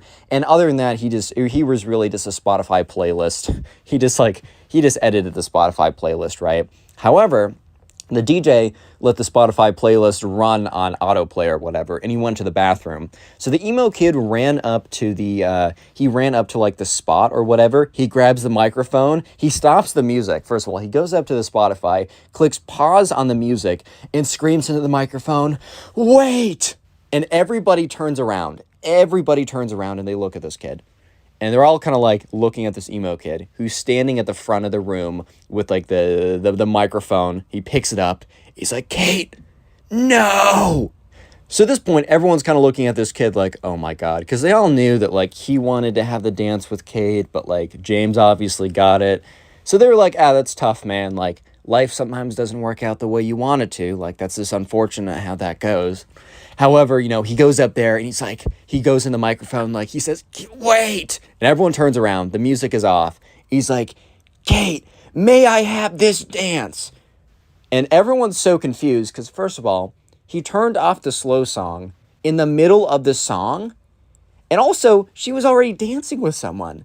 And instead of just going up to her, he makes a massive scene in front of everyone, grabbing the microphone and screaming into it, saying like, will you have this dance? And the thing is, right, it's caused enough commotion that the guy, like the DJ that was hired, ran back. Because I think he was supposed to be there the whole time, but he needed to like rip a piss or something, so he needed to go. And he runs back over. He's like, give that back to me. He like snatches it out of the emo kid's hand. He's like, sorry for the interruption, guys. Turns the music back on, like starts like, not cursing out this kid, he's a middle schooler, but being like, dude, what do you think you're doing? You can't just like come up here and take this stuff. Like, if you do this again, I'm going to tell your teachers and you'll be in big trouble. Or, I mean, I don't know how much trouble a hired DJ can get you in, but, you know, the emo kid returns to his corner and literally just sits down, just slumps into the corner of the room, which James felt kind of bad. He felt a little bit bad because, like, James has definitely been in that position. I say that very kind of liberally because James has not actually been in a position where he grabs the microphone at the school dance, stops the music, and asks the girl out unsuccessfully. He hasn't specifically been there, but he's definitely been in a situation where it just hasn't gone his way. So he feels bad, man. You know, feels bad, man. You hate to see it. But yeah, anyways, James like continued on with the slow. I mean, he's not going to stop his life because this kid has an unlucky moment. Like, that's tough. So, yeah, while I will say there was kind of an awkward moment because while like James is like slow dancing with Kate, he kind of like turns around, like they kind of like turn around so James is facing the emo kid and he just looks up and the emo kid is staring at him with like the creepiest, most stalkerish, most scariest stare he's ever seen. Because the emo kid is slumped over like the girl from The Ring, right? And is just like staring right at him. His like long black hair, like covering most of his face besides his eyes, and he's like slumped over too, like kind of like crouching over like an old guy with a cane or something but without a cane. And James is like, hey, do you mind if we turn like 45 degrees this way or 90 degrees this way? Thank you, that's much better. So he doesn't have to see him anymore. Or actually, let's do a whole 180. I mean, he didn't ask for a 180 because he didn't want like Kate to be making eye contact with him either. But yeah, so that was a bit of a tough situation. However, you might be thinking, well, I mean, at this point, reasonably, the emo kid must have realized that this just wasn't his day, and he must have just like given up. Which he's already embarrassed himself. Like he probably gave up after this point. And while that would be pretty fair for you to believe, that was unfortunately that was just not what happened. Because the emo kid would continue. Let me just say that the emo kid thought that if he had a sword fight with James, that he would be able to win the honor of his lady. I'm not even kidding you. Real quick, if you made it this far into the video, comment emo down below. That'll be the secret word of the day. I will try and heart as many of those comments as I possibly can. And also, if you want to support the channel, the best possible thing you can do is just watch this video throughout the entirety of this video, and then afterwards, if you could watch some of my old videos, that helps more than you can ever imagine. Please go in the comment section and tell me how many of my old videos you've watched today or this week. I'll heart it and say thank you because it helps me out more than you can ever imagine. Anyways, let's go back to the story because the emo kid is not done. In fact, he is far from being done. So what happened after the school dance? Like over the weekend, James actually met up with Kate. They went to like go get dinner together. And that's when they officially started dating, whatever that means in 8th grade, which means, oh my God, they're going to sit together at lunch. Oh my God, dude, that's crazy, right? But anyway, so James officially starts dating this girl. Word gets around really quickly. And eventually the emo kid, I'm pretty sure at this point the emo kid would have known, but by his next actions, it's not super clear. So that Monday is the first kind of like lunch day that Kate and what's his name, James, are going to be having their first real at-school lunch date, which is a pretty big deal for the 8th graders there. Obviously, it's not that big of a deal in general, but hey, man, let them have their fun. And so, yeah, he sits down, like he finds Kate, they sit down, and they're at a table by themselves. And like people are looking over and talking and be like, ooh, someone's dating, whatever, right? And however, James, Kate is facing away from the door, but James is facing the door. And James sees the door open up and he sees the emo kid walk in. And James is like, this is tough. Because James feels bad. He legitimately feels bad because, I mean, if the roles were reversed, he would feel bad like seeing the girl that he really liked a week ago sitting with the guy who was low-key his like enemy rival on a date. Like that would be tough to see. And James started to feel a little bit worried when the emo kid starts to approach him, right? Starts to approach him. And yeah, so the emo kid walks up to their table. And at this point, Kate also realizes that someone's walking up, so she turns around. And the emo kid walks up and doesn't look at James. He's not paying any attention to James. He's actually acting as if James doesn't even exist at this point. The emo kid turns to the girl, Kate, I forgot her name for a second, says, Kate, I've been wanting to ask this for a while, but since we've become so close in the last couple weeks, which they have never spoken before, but that is beyond the point. At this point, that is beyond the point. He's like, I was wondering if you would like to go on a date with me, if you would like to start dating. And James is like, oh, no, he doesn't know. How does he not know? Because James is like, everybody knows. Everybody told everybody, but I guess everybody didn't tell the emo kid. Of course they didn't. And Kate at this point is like, oh, well, I'm very flattered. And the emo kid's like, well, if you're flattered, then you should say yes, correct? And at this point, she's like, well, you see, it's actually not great timing because I'm actually currently in a relationship. And the emo kid's like, what? How? With who? And James is like, oh my God, this is so awkward. He doesn't know. So James has kind of assumed that the emo kid didn't think anything of the fact that James got like the dance with her, which in all reality, the emo kid was kind of the one who had the most common sense in that situation, because just because someone dances with a girl once doesn't mean anything, right? But at this middle school, if you got the slow dance, you were basically in. You were locked in at this point, is what I'm trying to say. So Kate has to go on to awkwardly explain to the emo kid that, well, the guy that she's sitting at right now on the lunch date with happens to be the guy that she's dating. And the emo kid turns to James, looks at him, looks him down and up, like does like the elevator look when he looks at like the top of his head, looks all the way down, then looks all the way up, turns back to Kate and is like, really, dude? You decided to date this guy when you could have dated me? He's like, bruh. And he just kind of like storms out of there. And James looks at Kate and he's like, dude, how did that kid not know that we're dating at this point? Like, I swear to God, all your friends told everybody. Like, and Kate's like, dude, my friends didn't tell everyone.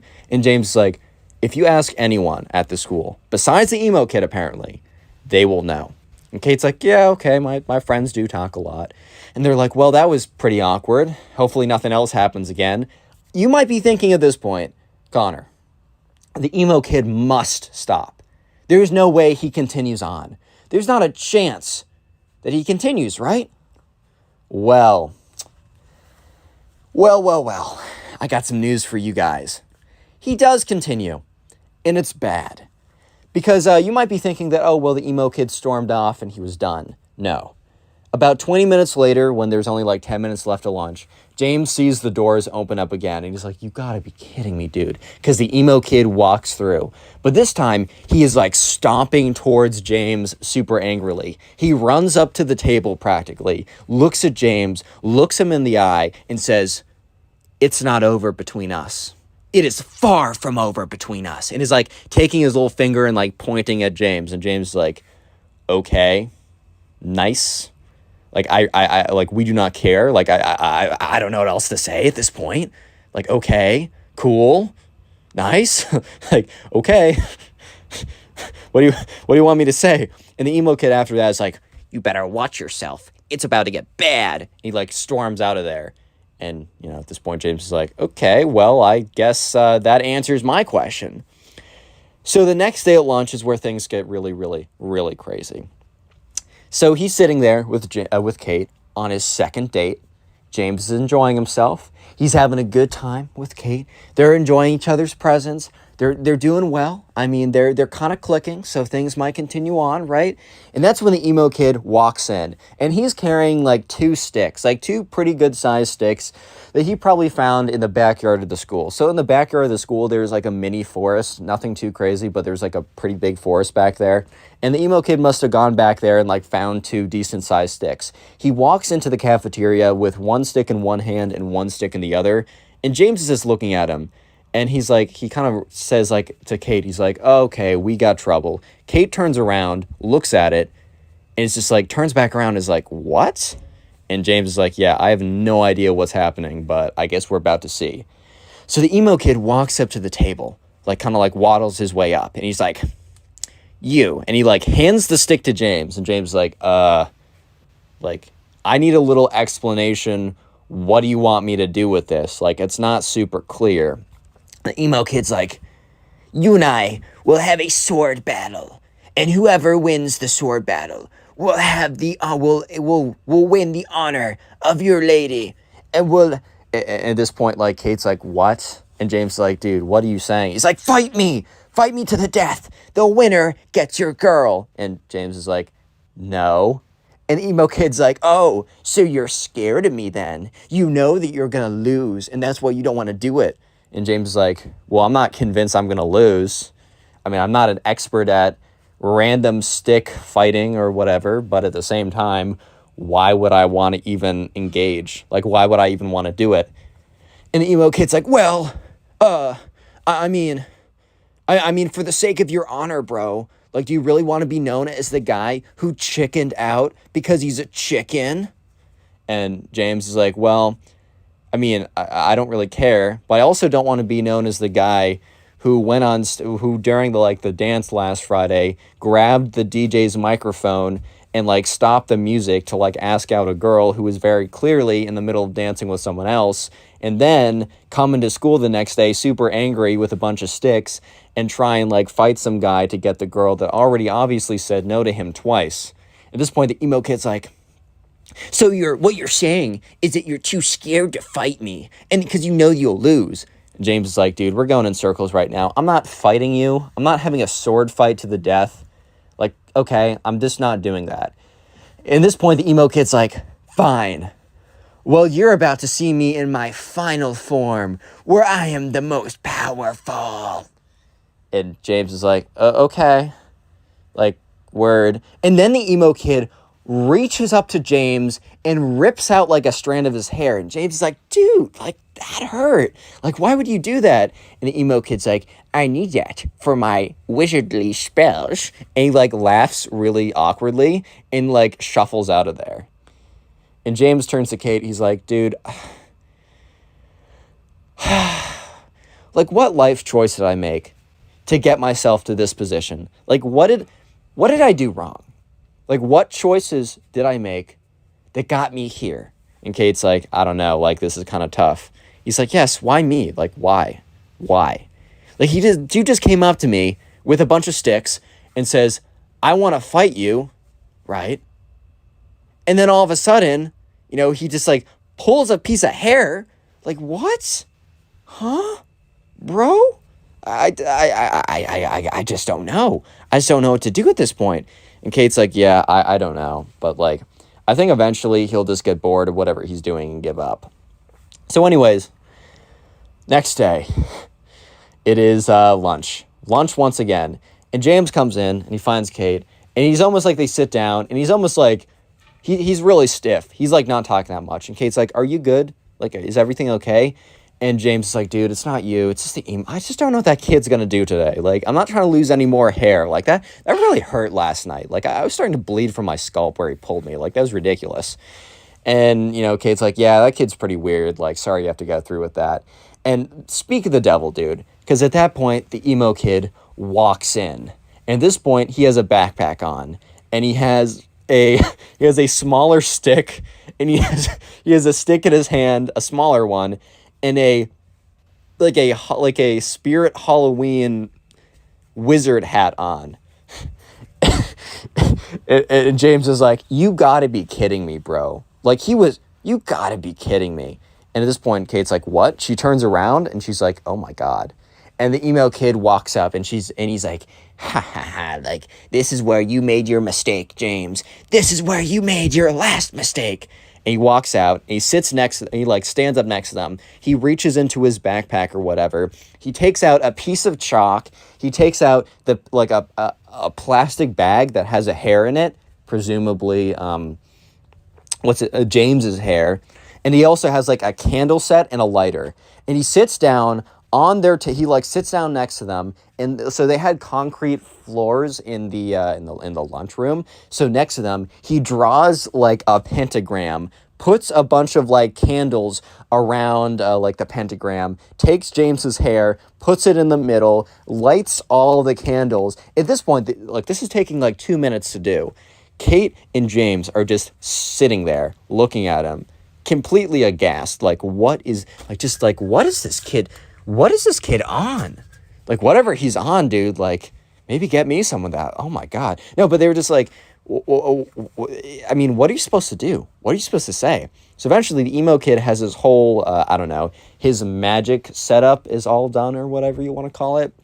And he starts lighting all the candles. He's like, James, this is your last chance. Give me your girlfriend and I won't put a spell on you. And James is like, dude, what do you mean give me my girlfriend? Like, it's like a mutual choice to be like girlfriend and boyfriend. Like, you're acting as if this is like the 1600s or something, and like the wife is the property of the husband, bro. Like, what are you talking about? And, you know, he's like, one more chance, bro. I'm about to put a crazy spell on you if you don't give me your girlfriend. And this is when Kate speaks up and is like, dude, like, even if he said that he was going to give me to you, I'm not going to be your boyfriend. Like, I'm not going to be your girlfriend, dude. And the emo kid's like, well, I'm going to put a spell on you too, dude, if you don't become my... He literally threatens Kate. and he's like, oh, if you don't become my girlfriend, I'm going to put a spell on you as well, which, okay, I might not be the smoothest individual. I might not be, I don't know, the one that has the greatest pickup lines of all time. My Tinder one's pretty funny. I did steal it from my friend, but maybe I'll 5,000 likes and I'll reveal it, because it's pretty funny, but it's also a little embarrassing.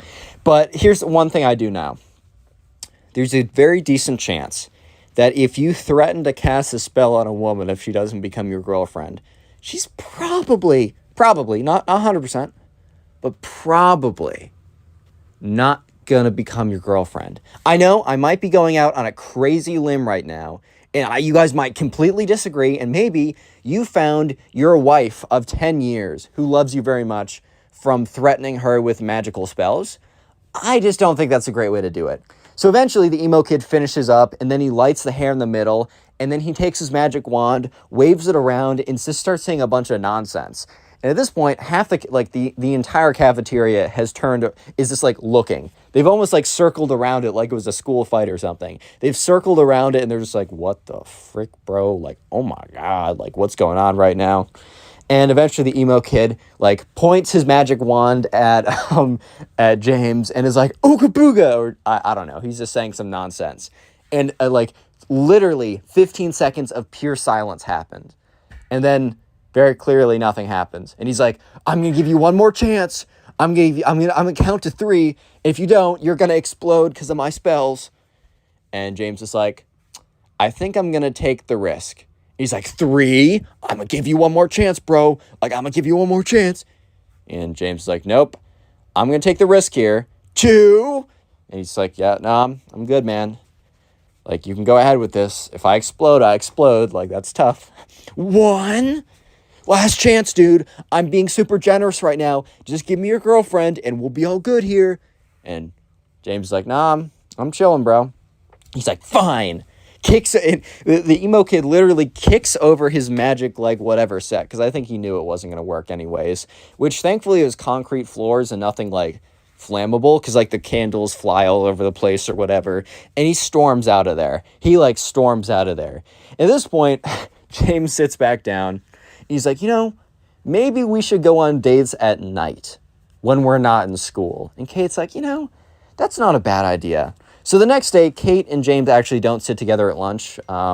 They sit separately. So they decide that if they're going to like do anything, at least for a little bit, to do it outside of school, like after school or at lunch or something like that.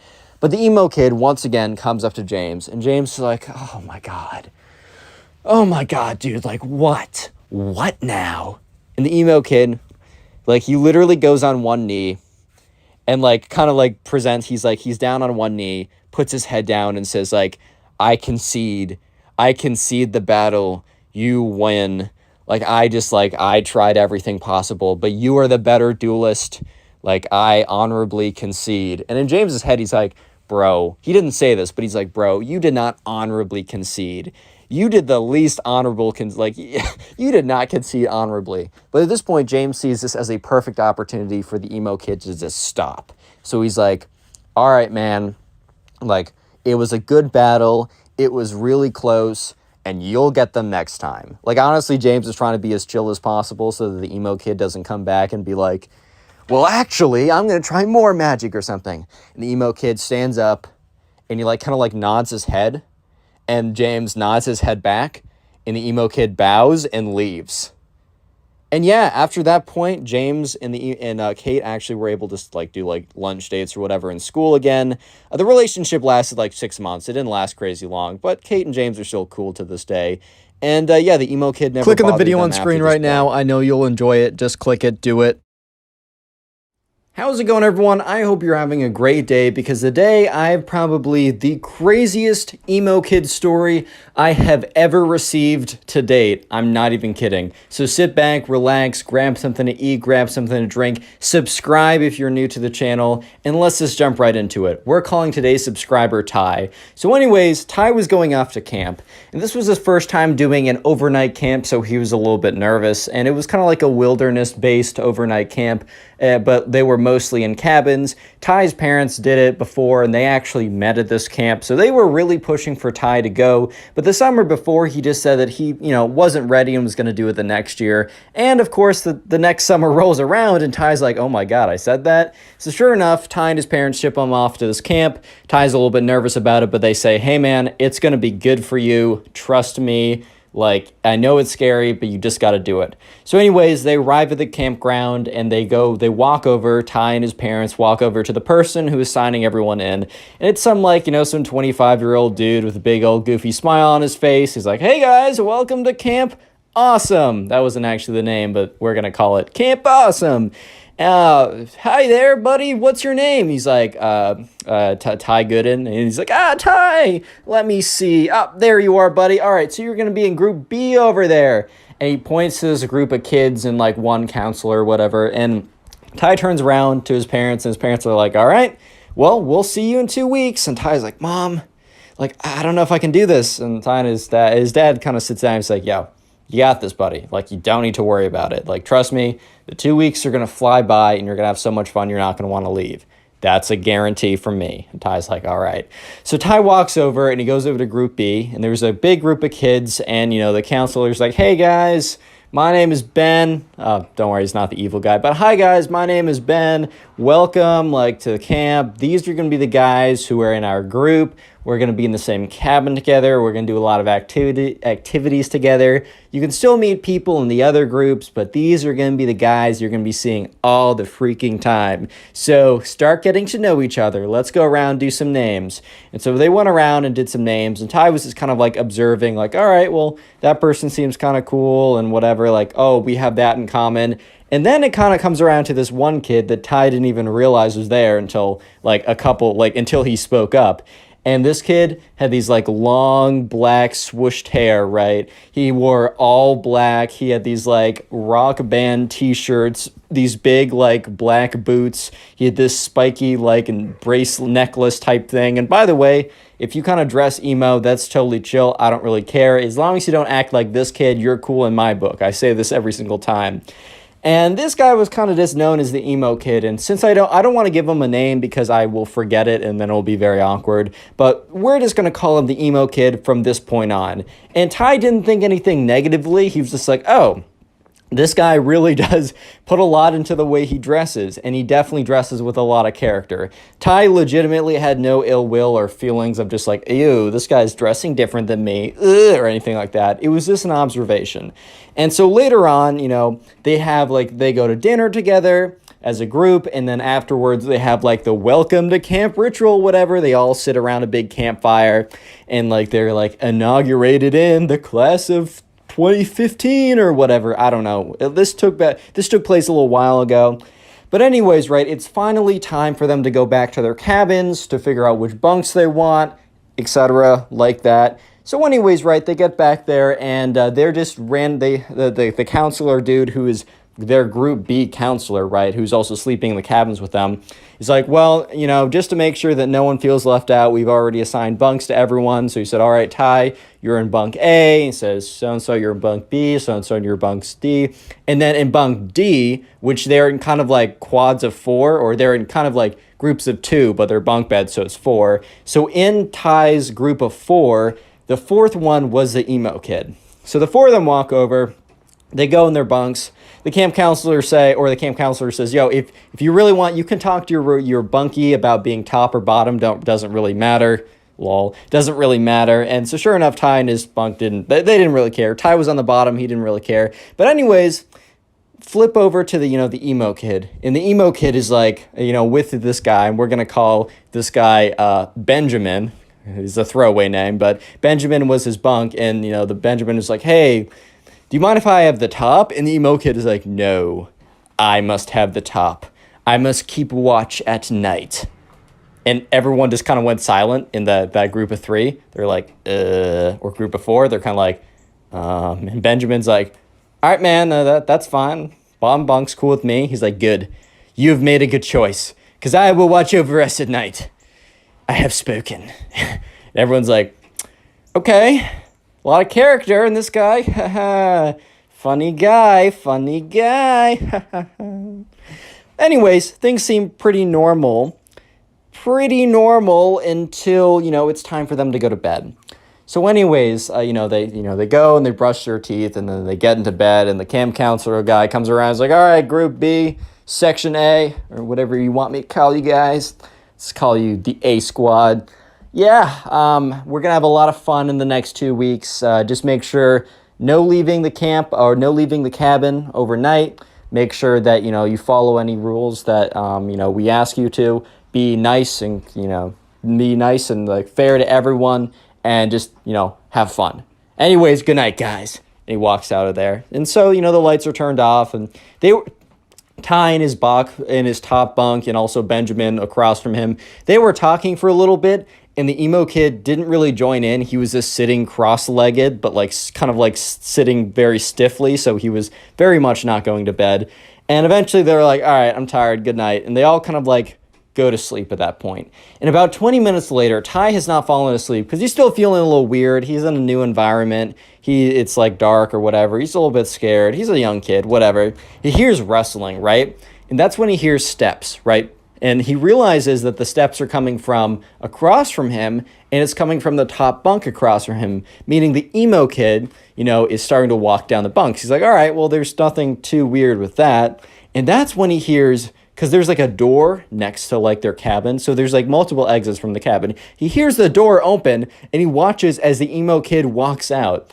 So Ty at this point is like, what? So he kind of gets up, and the person above him is completely asleep. But Benjamin, the kid from the side of him, is still awake, and he's like, yo, Benjamin. He's like, yo, what's up? He said, emo kid. I maybe said his actual name, but we're calling him emo kid. He's like, emo kid, he just walked out the door. Benjamin's like, you can't do that. And, Ty's like, dude, but he did. So anyways, they both get up, and they both look out the window, but they're trying to do it stealthily so that they're not caught, right? And they see the emo kid literally just standing there looking into the moon. It is the creepiest, weirdest thing they have ever seen. Because the kid is just literally freaking standing there, bro. He's just standing there observing the night sky. And they're all like, oh my God, dude, that's freaking weird. What is going on right now?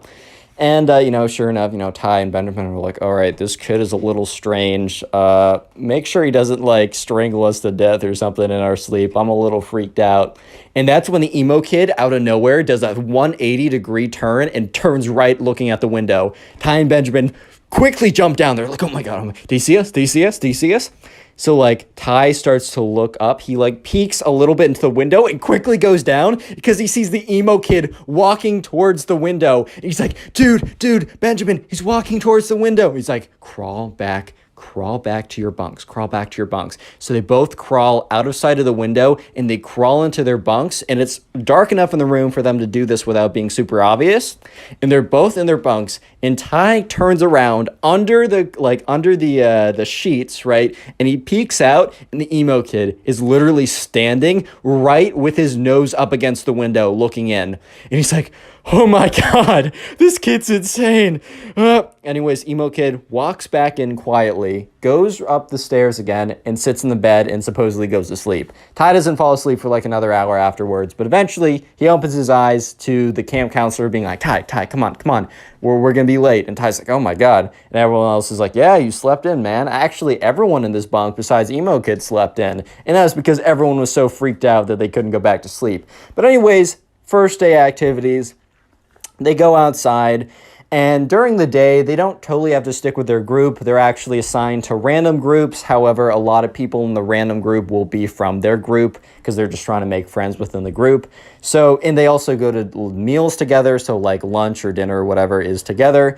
And so anyways, the first activity of the day is not with the emo kid. It is actually kayak/canoe or whatever, either or, one of those two. And, Ty has a lot of fun. And they go back to lunch. They go to lunch as a group together. And Ty's, talking about what he was doing. And the counselor kind of went around the table and was like, oh, so Ty, what did you do? And Ty explains. Oh, so Benjamin, what did you do? Benjamin explains. Oh, so emo kid, what did you do? And he was like, I prayed to the overlord. And they're like, oh, haha, I don't remember that being an activity. Emo kid's like, it's not. It's necessary. And he's like, Okay. Anyways, guys, so I'm going to read off the people in your next activity because the way it worked was at meals. So at breakfast, the camp counselor read off what group everyone else was in for activities. And then at lunch, the camp counselor read off what people would be in for the afternoon activities. And so the camp counselor was like, oh, so Ty, Benjamin, and Emo Kid, you're all going to be in the group 7 or whatever. And that happened to be like something with like wood tool making or something kind of cool like that. So anyways, after lunch, they all head in that direction. And Ty and Benjamin are like walking together. However, the Emo Kid, it's not like they were walking away from him, but the Emo Kid intentionally stands or walks 10 feet behind them, never breaking the distance. Like they always have 10 feet between them and the Emo Kid never breaks it. And he kind of walks weird. He walks very stiffly, yet he's kind of like propped forward at a 30-degree angle. His arms shoot like straight down, and he kind of waddles a little bit like a penguin. But it's very intimidating and very weird. And Benjamin kind of whispers like, Ben, I can feel his eyes in the back of my head. Or not Ben, but Ty, I can feel his eyes in the back of my head. Ty's like, dude, Benjamin, I know. So anyways, they get there. And the camp counselor dude is like, hey guys, welcome to woodworking. It's going to be a lot of fun. You can make whatever tools or whatever you want. All I ask is that when you're using this blade that, I'm there and help you guiding it. And also if you want any if you want any inspiration or questions, come to me and it's all cool. So anyways, Ty and Benjamin sit down. They're like, oh, let's make like wooden knives or something. So they're given a pocket knife and they're taught how to whittle away. It's like, always, you got to face it away from you. Never face it towards you. If I see you guys facing it towards you, I got to revoke your knife privileges. Not trying to be that guy, but it's part of the job. So anyways, right, they look over and they see the Emo Kid and he's like whittling away at the spoon and at the stick. And they're all like, So eventually at the end of class, the end of the activity, they're asked to go around in a circle and say a little bit about what they made and show it off. So Ty's like, all right, well, here's like a butter knife and didn't turn out that well. And everyone laughs a little bit. And the camp counselor's like, dude, it's fire. That's your first time. Don't even worry about it. Eventually it comes around to the Emo Kid. And the Emo Kid is like, whips out this like almost perfectly whittled. Like this is like really professionally well done.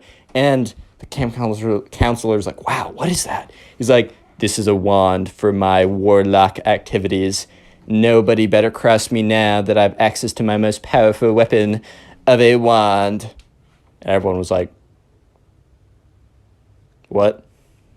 Real quick, if you made it this far into the video, comment emo down below. That's the secret word of the day. I'll try and heart as many comments as I possibly can that say emo. And then also, if you want to support the channel, watch a bunch of these videos in one sitting. I call it binge watching. So if you're sitting down, maybe playing video games or trying to go to sleep or something like that, watch like 10 videos in a row if possible. I know it's a big ask, but if you do so, please leave a comment down below. I'll heart it and even shout you out as on screen right now, shouting out some people who are supporting the channel and telling me about it. So yeah, thanks to these guys and you guys, and let's get right back to it.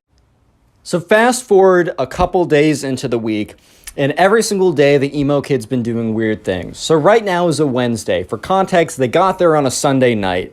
So this Wednesday night, Benjamin's kind of becoming like the side character for Ty. Like he's becoming like pretty close friends. And Ty and Benjamin are kind of like talking about the Emo Kid and being like kind of tracking the weird things he's been doing. But tonight is one of the weirdest things he's done. So once again, Ty and Benjamin have been noticing that the Emo Kid has been going outside every single time, like 15 minutes after they go to sleep. So Ty and Benjamin, they both get in bed, and when the lights are turned off, they wait about 15 minutes, and sure enough, the Emo Kid gets out of bed and walks down the steps. And he walks outside, and he walks to kind of this like big forest clearing. So Ty and Benjamin, they both walk over, and they both look up, and they look out of the window.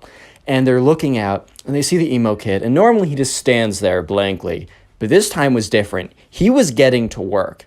They saw the stick that he made in the wand craft whatever class, or the woodsmanship class, and he takes the end of it that isn't pointy, where you do the spell, and he puts it into the dirt, because he's standing in a pretty big dirt clearing, and he starts drawing this circle, this very big circle.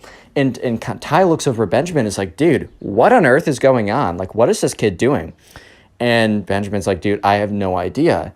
And they look at it, and he's drawn a complete perfect circle around him. And then he steps out of it. And then he starts making lines within the circle. He goes from the top of it, down, up, down, across, up. He's made a perfect upside down pentagram. And if you don't know, that's basically like a sign of like ship or the something.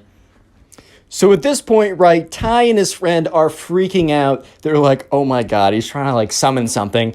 And sure enough, the emo kid starts like waving his wand around in these weird directions and starts like spinning around in a circle and making these like weird movements. And if TikTok was around, I bet Ty would have been like, bro, is he trying to do a TikTok dance or something? But anyways, Ty and Benjamin are watching as the emo kid, after making the upside down pentagram, just starts waving it around and starts speaking, like, because the window was cracked open a little bit, and they start hearing like some weird okay, maybe it wasn't as goofy as that, but he was kind of talking these like weird tongues or whatever. And that's when they heard the light flick on. Not in their room, because they would have seen that. They heard the light flick on in the middle cabin. The middle part of the cabin, that is where the camp counselor lived. He must have heard or must have felt like some kind of disturbance or something, because they see the emo kid grab his wand and sprint out of there, and sprint so quickly he goes to the back room. And that's when like Ty and Benjamin are like, oh my God, he's sprinting here. So they quickly jump into bed and are, you know, when, I don't know if you guys did this, but like when you were up later than you should and your mom is about to run into like open the room, and you just jump into your bed and then you just stay super still. That was them. Like, it doesn't matter if you're sprawled out in a weird position, you're staying as still as possible. So they jump in, they're super still, and they watch as the door opens and the emo kid runs in and runs up to like the second bunk and just sits in there. And that's when like they see, like, literally 10 seconds after the emo kid gets into his bed, they see the light flicker on. And the camp counselor, who's for cabin B or whatever, walks in and is like, hey, I saw something out there. Any of you guys go out there? And like, you know, everyone's pretending to be like, what? Like they just woke up. The emo kid is really pretending to be like, what? I don't know what's going on, bro. And obviously Ty and Benjamin, you know, they're trying to like pretend like they weren't up watching the whole thing. And the kid on the very top of like Ty just is still completely asleep. So counselor's like, all right, whatever. He's like, all right, well, remember, it's a punishable offense if you guys leave the cabin during night. Like, you will be forced to go back home, and you don't want to miss the fun retreat we're doing this weekend. And they're all like, all right. They're like, yeah, it wasn't us. I don't know what it is. And that's when the camp counselor is like, what? And he looks outside the window, and that's when he sees it. He's like, stay here. And he goes outside, and they all watch as he walks outside, and he sees like the upside down pentagram like drawn into the circle or whatever, drawn into the dirt. And he's just looking at it. And he takes out like his iPhone 4, because it was like 2015 or whatever. And he takes a photo of it with like flash, takes another photo, steps back, takes another photo, and everyone else pretends to be asleep as they go back in. Next day rolls around, and they're walking to their first activity from breakfast. And Ty and Benjamin happen to be in the same group. And Ty's like, dude, the emo kid's insane. Like, that was ridiculous last night. And Benjamin's like, I've never been more freaked out besides the first night, bro. Like, this kid's insane. And at this point, they start talking about the camping retreat. So I mentioned this like a couple minutes ago when the camp counselor said, you guys don't want to miss the special fun camping retreat we're doing. So they stayed out in cabins. But part of the wilderness camp, whatever, at the very end of it, the last Friday night to Saturday, they hike out kind of farther out into the woods. They bring like camping equipment, and they kind of like camp out like that. So both of like Ty and Benjamin were a little bit worried, because that basically meant that they were going by group, and they were going to be out in the woods in tents by themselves with the creepy emo kid. So anyways, let's just fast forward to that day. It's Friday, and everyone is kind of packing their little bags, and the camp counselor for each group packs their like supply kit, medical supplies, radio, the food that they're going to be eating. And he's like, all right, everyone grab groups of 2 grab a tent. And so sure enough, people pair up, and Benjamin and Ty are together, and they grab his tent, and they start walking over to the campsite. And Ty and Benjamin are like, Benjamin was like, dude, I heard that like, you know, there's only like enough tents so that like we have to pair up with someone. And he said, I heard that it's random. I heard that we don't get to choose who we pair up with. Ty's like, dude, that's insane. We already have friends. I get in the beginning them assigning us stuff, but like we know people now. This is the last day. Like, why would we need to bunk with someone random? And Benjamin's like, dude, I don't know if that's true. That's just what I heard. So eventually they get to the campsite. Anyways, so they get to the campsite, right? And, you know, they set up their kind of like, they sit around a bunch of logs. So they like light a little fire and they have like baked beans in a can or something. Then they also go out and they kind of like clear the land to put down the tents. They all set up a bunch of tents in the group of 2 that they carried it over in. And Ty at this point is thinking, all right, we're good because I'm going to be with Benjamin because, I mean, we're in groups of 2 already. Why would they need to reassign us groups? And so once again, they were asked back to the campsite, or not the original campsite, but the little campfire they made. It's getting kind of late, and the camp counselor's like, all right, guys, time for me to assign you your bunk mates or your camp tent mates. And Ty in his head is like, no. So Benjamin and so-and-so, so-and-so and so-and-so. And you know when there's like that one guy you don't want to be with or something like that, and like you're being assigned in a list, and you don't hear your name, but you also don't hear his name, and the number of combinations starts getting smaller and smaller and smaller, and you start freaking out. Well, this is what was happening to Ty until he realized that he was doomed before, you know, the words were even said, because the camp counselor went through the entire list, but he didn't say Ty's name or the emo kid's name. And that's when the camp counselor said, Ty and the emo kid. Obviously said his real name, but you know what I mean. And Ty was just like, oh, I'm not gonna make it tonight. I'm not gonna survive. I better write some some letters to my mom saying I love you because I'm not making it tonight. Oh my God. And Benjamin is just staring at him and afterwards walks up to him and says, hey, if you need help, we gotta come up with some kind of signal. So Ty's like, okay, I'm gonna I'm just going to run out of there, and I'm going to run over to, no signals, no nothing. I'm running over to your campsite if anything happens. And Benjamin's like, all right, that's totally fine, man. So anyways, Ty goes up to the emo kid's like, so, looks like we're bunking. And the emo kid is like, interesting. And Ty's like, yeah, man. He's like, well, I guess you're one of my more favorite mortals that I know. And Ty's like, yeah. So they both put down their sleeping bags in this kind of very cramped tent, and Ty's just sitting there like, okay, and they have this kind of light, and it's like one of those battery powered lights, and the emo kid's like, good night, Ty, and turns it off, and Ty's like starts completely freaking out. He's like, okay, I can't see anything, but we're okay. And that's when he hears the emo kid stand up. And Ty's like, no. And the emo kid is standing above him. And he's like, all right, well, maybe I should just accept my destiny. And that's when the emo kid, instead of striking him over there with a rock or something, just leaves. He opens up the camp tent and walks out. And Ty is like, what?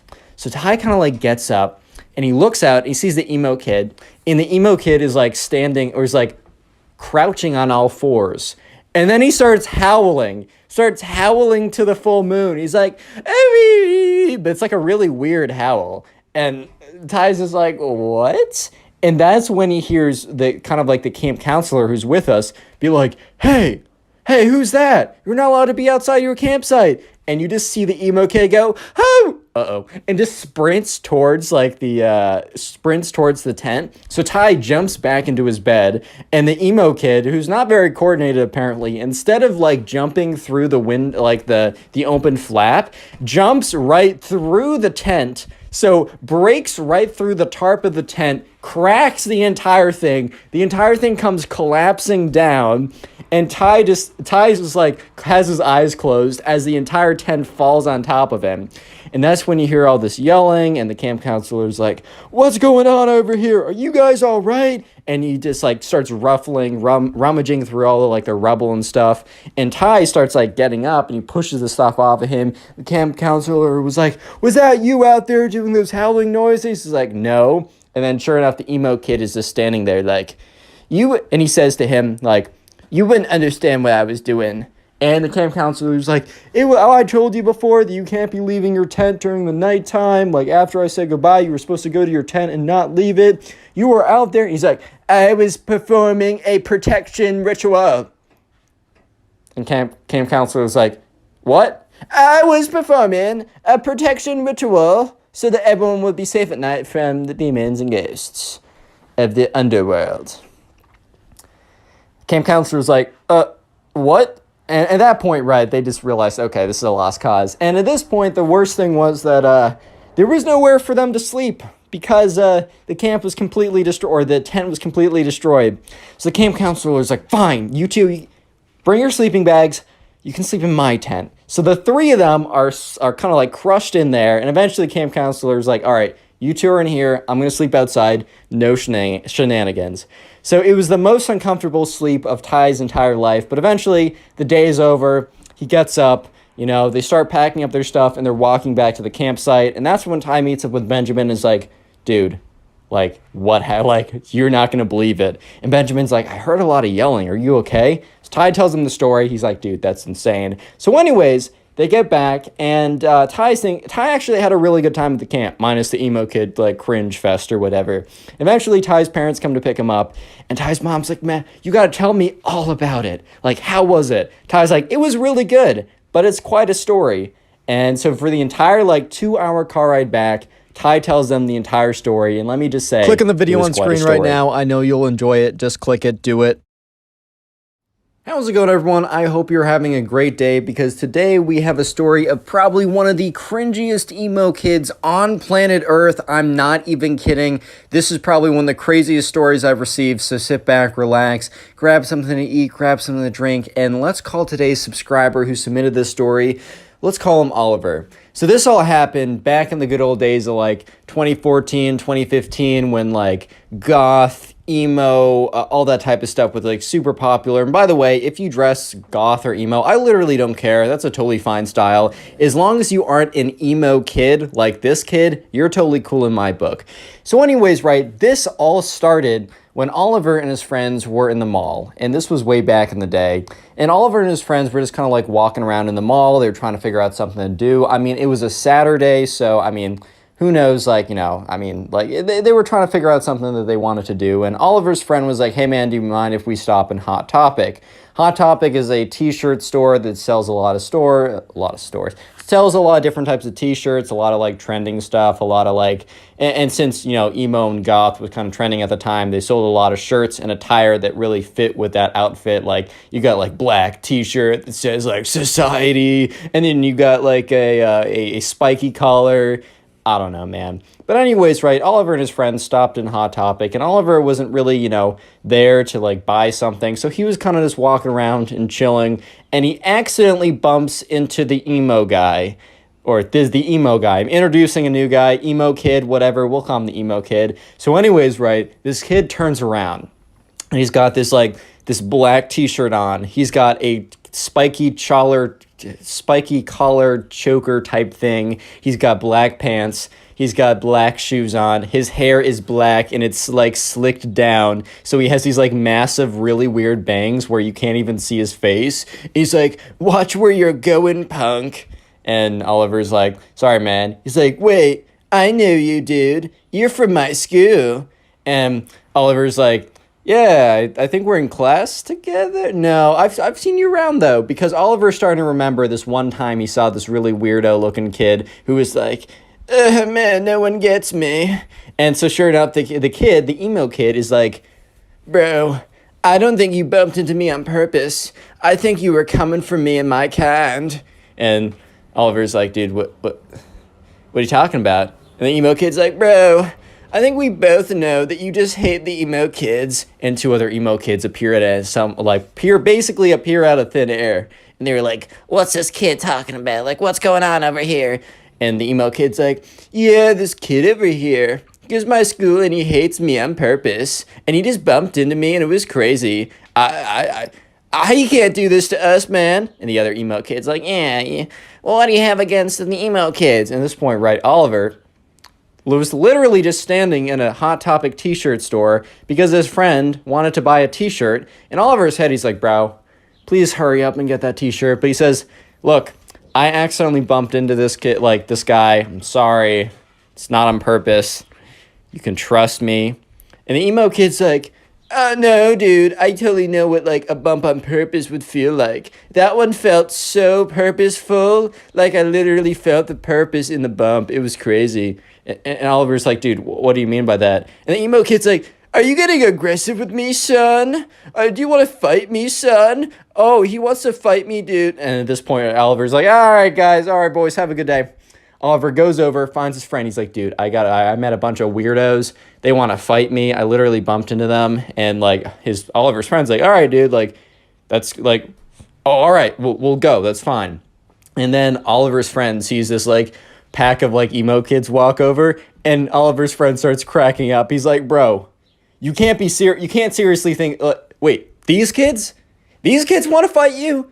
Dude, they're not going to do anything. They can probably barely walk here without fainting. And the kids are like waddling over. And the emo kid's like, don't think I forgot what you did, man. And so sure enough, right, Oliver and his friend, they buy the t-shirt, they leave.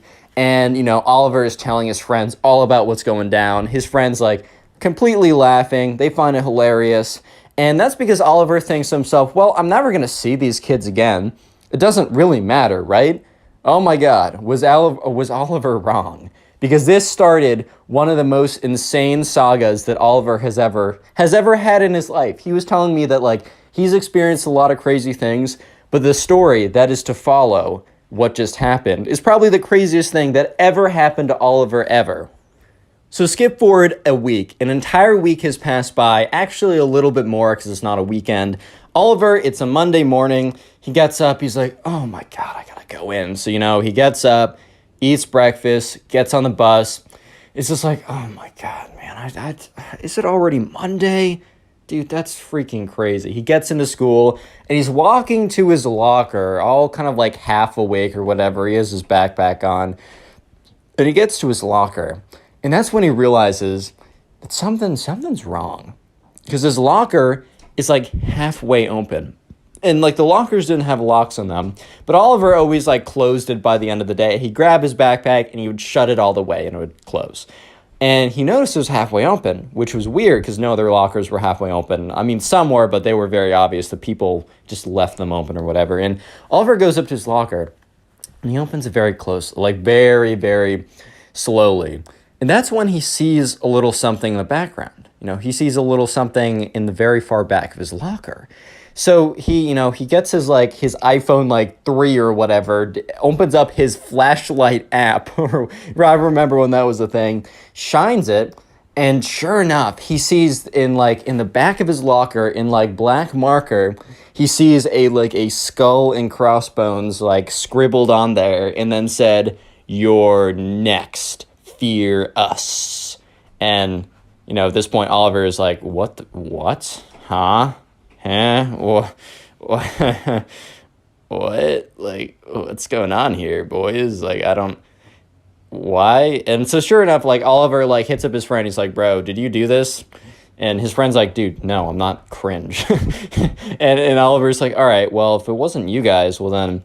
Who could it, that's really weird. And remember, the whole emo experience, the emo kid thing that happened at Hot Topic over a week ago was a pretty crazy experience, but at that time, Oliver had completely forgotten. Because don't forget that the main emo kid actually went to Oliver's school, and Oliver recognized him from being in the hallways once. So Oliver didn't even think for a second, he didn't even think of the emo kids when he was like, all right, who's probably going to be the one, who did this? Who's most likely that probably went through and was trying to mess with me or whatever. And Oliver just didn't even think of the emo kid. So give it a couple days, right? A couple days later, Oliver is kind of towards the end of school. And most people are gone, Oliver's just waiting. It's after class. Oliver's waiting to go be picked up. But then he's like, oh shoot, I forgot my backpack. I don't know, that happens or whatever. So Oliver's walking back to his locker. And this is where it's actually a little creepy because he starts walking back to his locker and it's he looks at his locker and it's just scribbled in black pen. Nothing else, no other lockers. It says his locker has all these black X's all over them. And it's done in Sharpie or whatever, but he's like, okay, whatever, this is kind of serious. Because, like, he looks around and no one else is around him. So this is, like, kind of weird now. He's definitely feeling kind of uncomfortable at the moment. So he goes in there and he goes to grab his backpack. And he sees a piece of paper sitting there. So he grabs the piece of paper. He realizes it's a letter, but he doesn't read it yet. Because he grabs his backpack, he gets on out of there, and he goes out of the school. And now he's standing where, you know, people are getting picked up or whatever. And this is where he feels more comfortable to actually read the letter. So he opens up the letter, and it says, I'm going to try and read it in the emo kid voice. Don't think you could have gotten away from us, man. The emo kids have not forgotten your sins, and you shall pay for them. Next time, don't mess with the popular loners ever again. And then it had this, like, weird, like, raven at the bottom. And apparently that was, like, the emo guild crest or whatever, dude. I don't know. But at this point, Oliver's like, oh my God, it's the freaking emo kid that I bumped into at the Hot Topic. That's the kid behind all this or whatever. So he's like, all right, I'm just going to, next time I see him, I'm just going to tell him to leave me alone and I'm just going to scare him. He's full of nothing, right? He's full of nothing. And so sure enough, the next day rolls around and he gets on the bus. And once again, Oliver isn't even really thinking about the weird stuff going on, but he gets on the bus and he's half awake. And he's looking, you know how you walk down the bus and you can see all the people sitting in the seats? He looks in the way back and he's like stops for a second because he sees something that's very reckoned that he remembers. Long black hair, bangs in the front of the face. And he's like, oh my God, wait, that's the emo kid. And all of a sudden he hears from the back of the bus, well, hello there, Oliver. Why don't you sit next to me? And Oliver's like, how does he know my name? Whatever. And Oliver's like, all right, well, this is going to be actually a great opportunity for me to sit down and kind of like scare this kid and tell him to like basically to piss off, right? So Oliver gets to the back of the bus and he sees the emo kid and he sits there. He's like, dude, I don't know what's up with you, but why do you keep doing weird things to my locker? And he says, and the emo kid's like, so you've noticed that the emo guild has noticed your presence and has decided that you are mortal enemy number one. And Oliver's like, what? The emo kid's like, so you must not know about the emo guild. Well, someone so ignorant as you probably would have known that anyways. But anyways, the emo guild is the guild of all the emos in our area. They get together, and since everyone's a hater and part of society, we've decided to guild together and join our forces. And if anyone strikes one of us, we will all combine and strike them down 20 times as hard. And Oliver's like, all right, man, well, you struck pretty hard at the locker. Scared me, got me good. And the emo kid's like, nice try, Oliver, if that even is your real name. Oliver's like, yes, that's my birth name. And he's like, whatever, you don't even know what's coming next. Real quick, if you made it this far into the video and are busy doing something, comment emo down below. I'll try and heart as many comments to say that. Then also, if you want to support the channel, binge watch these videos while you're doing something. And let me know in the comment section down below what you're doing while binge watching these videos. Binging the video supports the channel so much and I appreciate it. And also, I'll be shouting out random people who tell me how they're supporting the channel, like these people on screen right now. Thank you. Let's get back to the story. So eventually the bus gets to the bus stop where the school is. Oliver gets up and the emo kid's like, wait, you must know that you are facing off against the emo clan and you will not have any idea of what's coming. And Oliver's like, all right, can I at least get your name so I can know who I'm facing off against?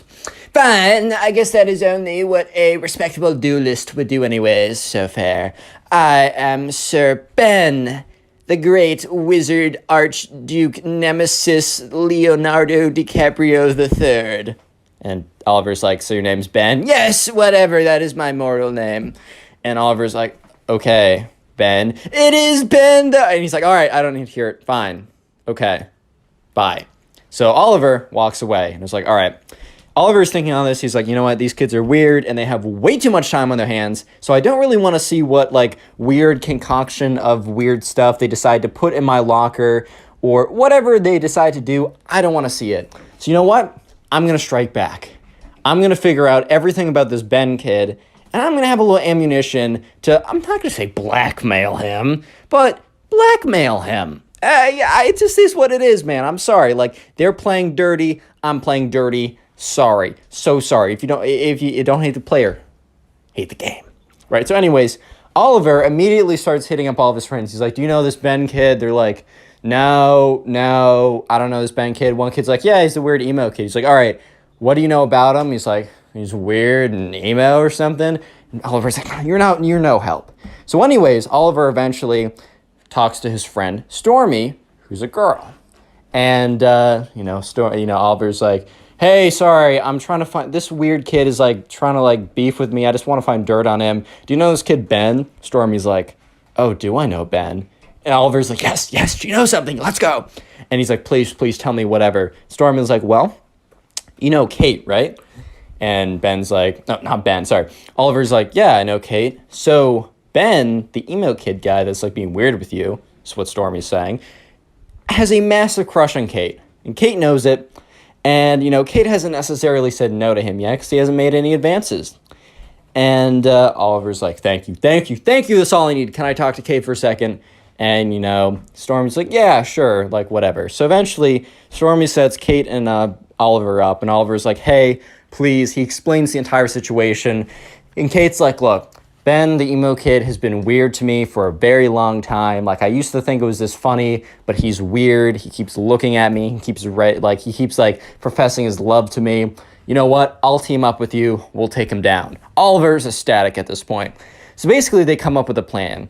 If next time the emo kids strike, Oliver is going to find the emo kid and ask for, like, mercy. And if the emo kid doesn't give him mercy, and, Oliver doesn't actually expect him to give him mercy, basically, assuming the emo kid doesn't give him mercy, Oliver is going to say, well, I'm going to give you one more chance to give me mercy.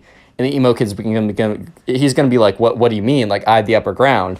And then all of a sudden, Oliver is going to, like, pull out, like, basically text message conversation with Kate, which is going to be fabricated, about how, like, he knows someone perfect for her, and how, like, Oliver's friend, who we'll just call Bob. No, we're going to call him, what should we call him? Oliver's friend Ryan is like perfect for Kate. And the truth is Kate has like a crush on Ryan. And Oliver's basically going to say, hey, if you do anything else, I'm going to set up Ryan and Kate. And Kate already thinks Ryan is super attractive, and Ryan is down to get with her. And I have all the power to connect them. And you will never be able to date Kate. You'll never be able to date Kate ever again. And this will destroy the emo kid. So anyways, after this plan is done, once again, Oliver is walking back to his locker. And sure enough, once again, and he reported last time all the X's and stuff, and the janitor came and cleaned it up. And he goes to the locker, and sure enough, there is this crudely drawn black raven, and then it says emo guild underneath it. And so, Oliver's like, all right, they struck again. Let's see if this kid's on the bus. So the next day, Oliver is really hoping that the emo kid takes the bus again, because this would be kind of difficult to go and find him. But sure enough, the emo kid is sitting in the back with his weird, super long hair that's covering his entire face. He's wearing he has this robe today, this black cape or whatever or something. And he's sitting there, and he's like, Oliver, do you want to sit next to me? And because I don't know if you've seen your locker yesterday, but it has a little I don't know, it has a little something on it. And Oliver's like, yes, Ben, I know. I was wondering if we could talk about, maybe a surrender, my surrender.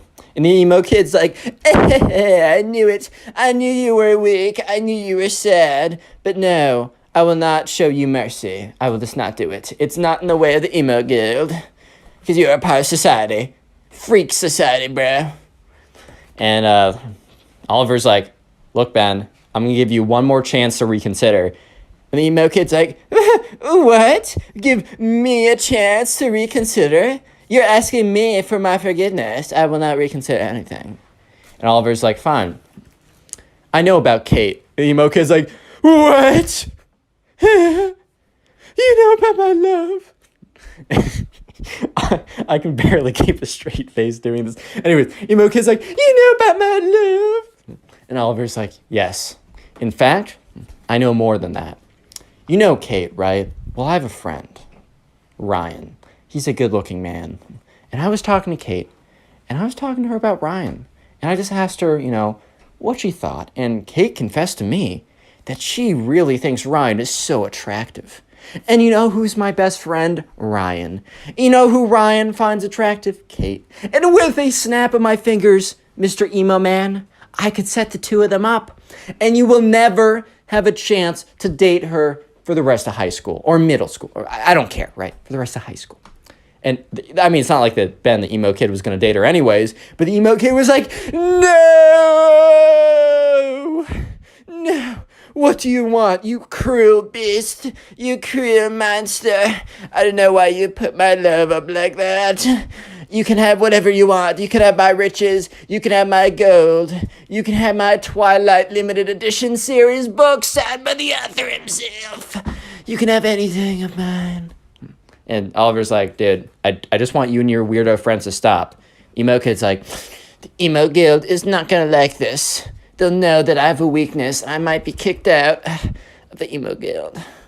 No. And Oliver's like, all right, well, if they're not going to stop, if your buddies aren't going to stop, you and your weirdos aren't going to stop harassing me, well, then, you know what? Kate and my friend Ryan are going to be sitting in a tree. Emo kid's like, no, don't say it. Don't say it. K-I-S. No. S-I-N. No. G. No. Fine. Fine. Oliver, you cruel monster. You can have whatever you want then. Fine. Well, fine. We'll do it.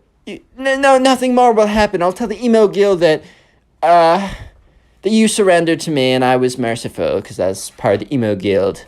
And Oliver's like, didn't you say that was the opposite? It doesn't matter, Oliver. I'm trying to work with you, idiot. And Oliver's like, okay. You know what? If this is true, Kate and Ryan, they're not going to be like that. But just so you know, if you or one of your little emo friends do anything to me, anything, Kate and Ryan are a thing. Emo kid's like, fine, you drive a hard bargain. I'll call off the attacks. And from that point on, Oliver has never received another emo style, I don't even know if you could call it an attack, but he never received weird stuff in his locker or weird carvings of the emo guild or anything like that. And he lived happily ever after. Click on the video on screen right now. I know you'll enjoy it. Just click it, do it.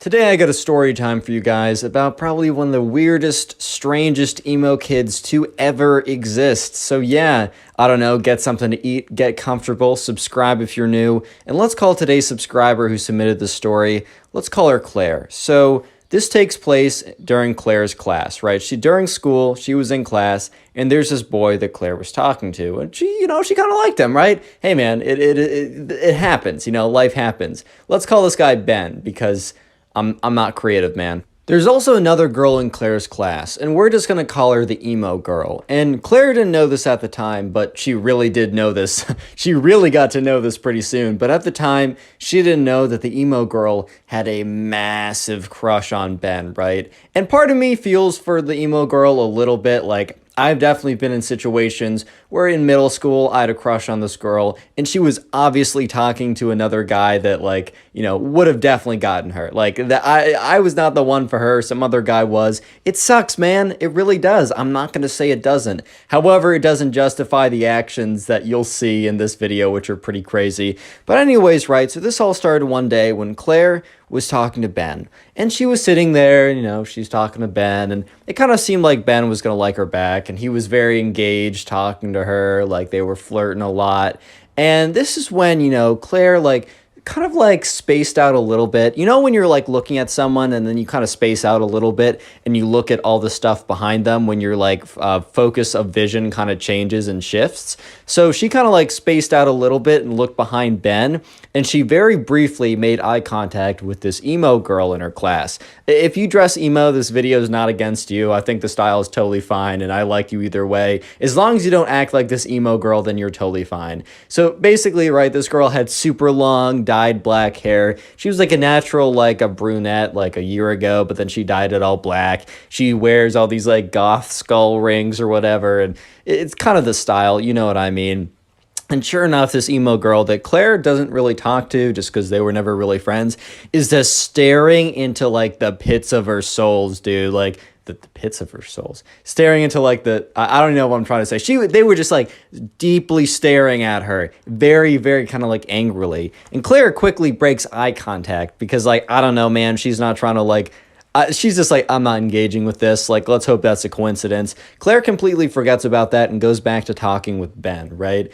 And so sure enough, she's talking to Ben. She's like, flirting, whatever, right? Insert flirtatious conversation. And by the end of the conversation, the bell rings or whatever, and Claire leaves to go to either recess, lunch, another class. I don't know specifically what, but whatever it was, she leaves to go and do it. And the emo girl quickly follows behind her. Like, the emo girl was kind of far behind her in class, so the emo girl is like speed walking towards her. And Claire is kind of thinking, oh boy, I guess that eye contact earlier today was not an accident. It was not like a mistake. You know how you sometimes like, I know I'll do this. I'll like space out and not even pay attention and then realize I've been staring at someone for like 5 minutes. And I'm just like, oh my God, I'm so sorry. I swear I'm just zoning out. And Claire was kind of hoping that the emo girl just happened to be accidentally staring into her soul through her pupils. But yeah, it was not an accident because the emo girl walks up to her, is like, hey, we gotta talk. And Claire's like, okay. And the emo girl is like, I don't know if you know this, but Ben is mine. He is my boyfriend, and I don't want to see you start talking to him. And Claire is really taken aback because at first she's like, oh, wait, is Ben dating someone? Like, I've talked to all my friends, and I'm pretty sure, because Claire made sure beforehand that, Ben wasn't dating anyone, so she could kind of like show that she was interested and not get rejected or whatever. And she was pretty sure that he wasn't dating anyone, and also if he was to date someone, Claire didn't really think that the emo girl was his type, but she was like, oh, so you're dating him? And the emo girl is like, well, not yet. But he's mine! Don't question my authority on this matter. You will suffer the consequences if you want to steal my boyfriend away from me. And Claire's just like, what do you mean, your boyfriend? So you guys are dating or aren't dating? She's like, well, not yet, but like super soon. Like, it's totally happening. And the thing is, Claire, you're just getting in the way of this. You're getting in the way of what is meant to be. I was performing a spell last night, and in my cauldron, I got, like, the spirits told me that Ben and I are meant to be together. And if you want to get in the way of spirits and magic, well then, by all means, like, go ahead and curse yourself. But I'm just letting you know that if you get in between Ben and I becoming boyfriend and girlfriend and soon to be husband and wife forever, then you will regret it. And the emo girl kind of like hunches over and like shuffles away. And Claire was just stunned, to say the least. She was kind of just at a loss for words at this point because it's not every day that, you're walking around and, the emo girl in your class, if you have one, comes up to you and says that, yeah, by the way, the gods of magic literally said that, that guy that you're talking to, that he and I are meant to be together and that we are actually boyfriend and girlfriend, even though we aren't. So stay away, bro. And then shuffle away. That's just not a day-to-day occurrence. I don't know, but maybe it is. Maybe I'm wrong. I don't know. But sure enough, Claire kind of was like, okay, well, I'm not going to be bullied out of talking to this guy that I like. Like, I'm not going to be bullied out of it, man. Like, that's just not going to happen. You know what I mean? And Claire's like, you know what? I think I'm just going to, keep talking to this guy. I think I just am. So the next day rolls around, and the only class that Claire has with Ben is the class that she has with the emo girl. So it's not like Claire could really talk to Ben a lot in other classes. However, Claire does talk to him every kind of like lunch break. They get lunch together, and the emo girl doesn't eat lunch in the lunchroom, so I don't think she knows, or if she does, she's not trying to see that. Fair enough, I guess. But sure enough, Claire, Ben comes over to Claire because they kind of were talking every single day. I don't think the emo girl's ever spoken to Ben before, but they're about to be boyfriend and girlfriend, guys. Stop hating. No, but so Ben comes over just like every other day, and Claire was a little bit weird, and Ben's like, "Are you good?" And she's like, "Yeah, actually, it's nothing. Sorry, I was just spacing out."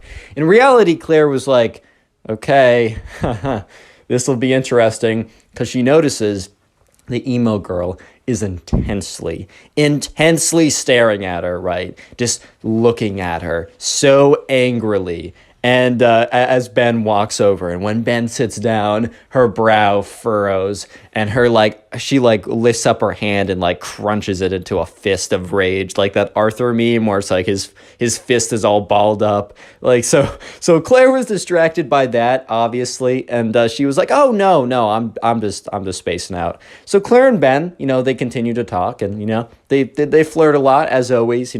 Claire's kind of getting a feeling that Ben's gonna try and make a move at some point kind of soon, just by kind of the natural progression over the last couple weeks.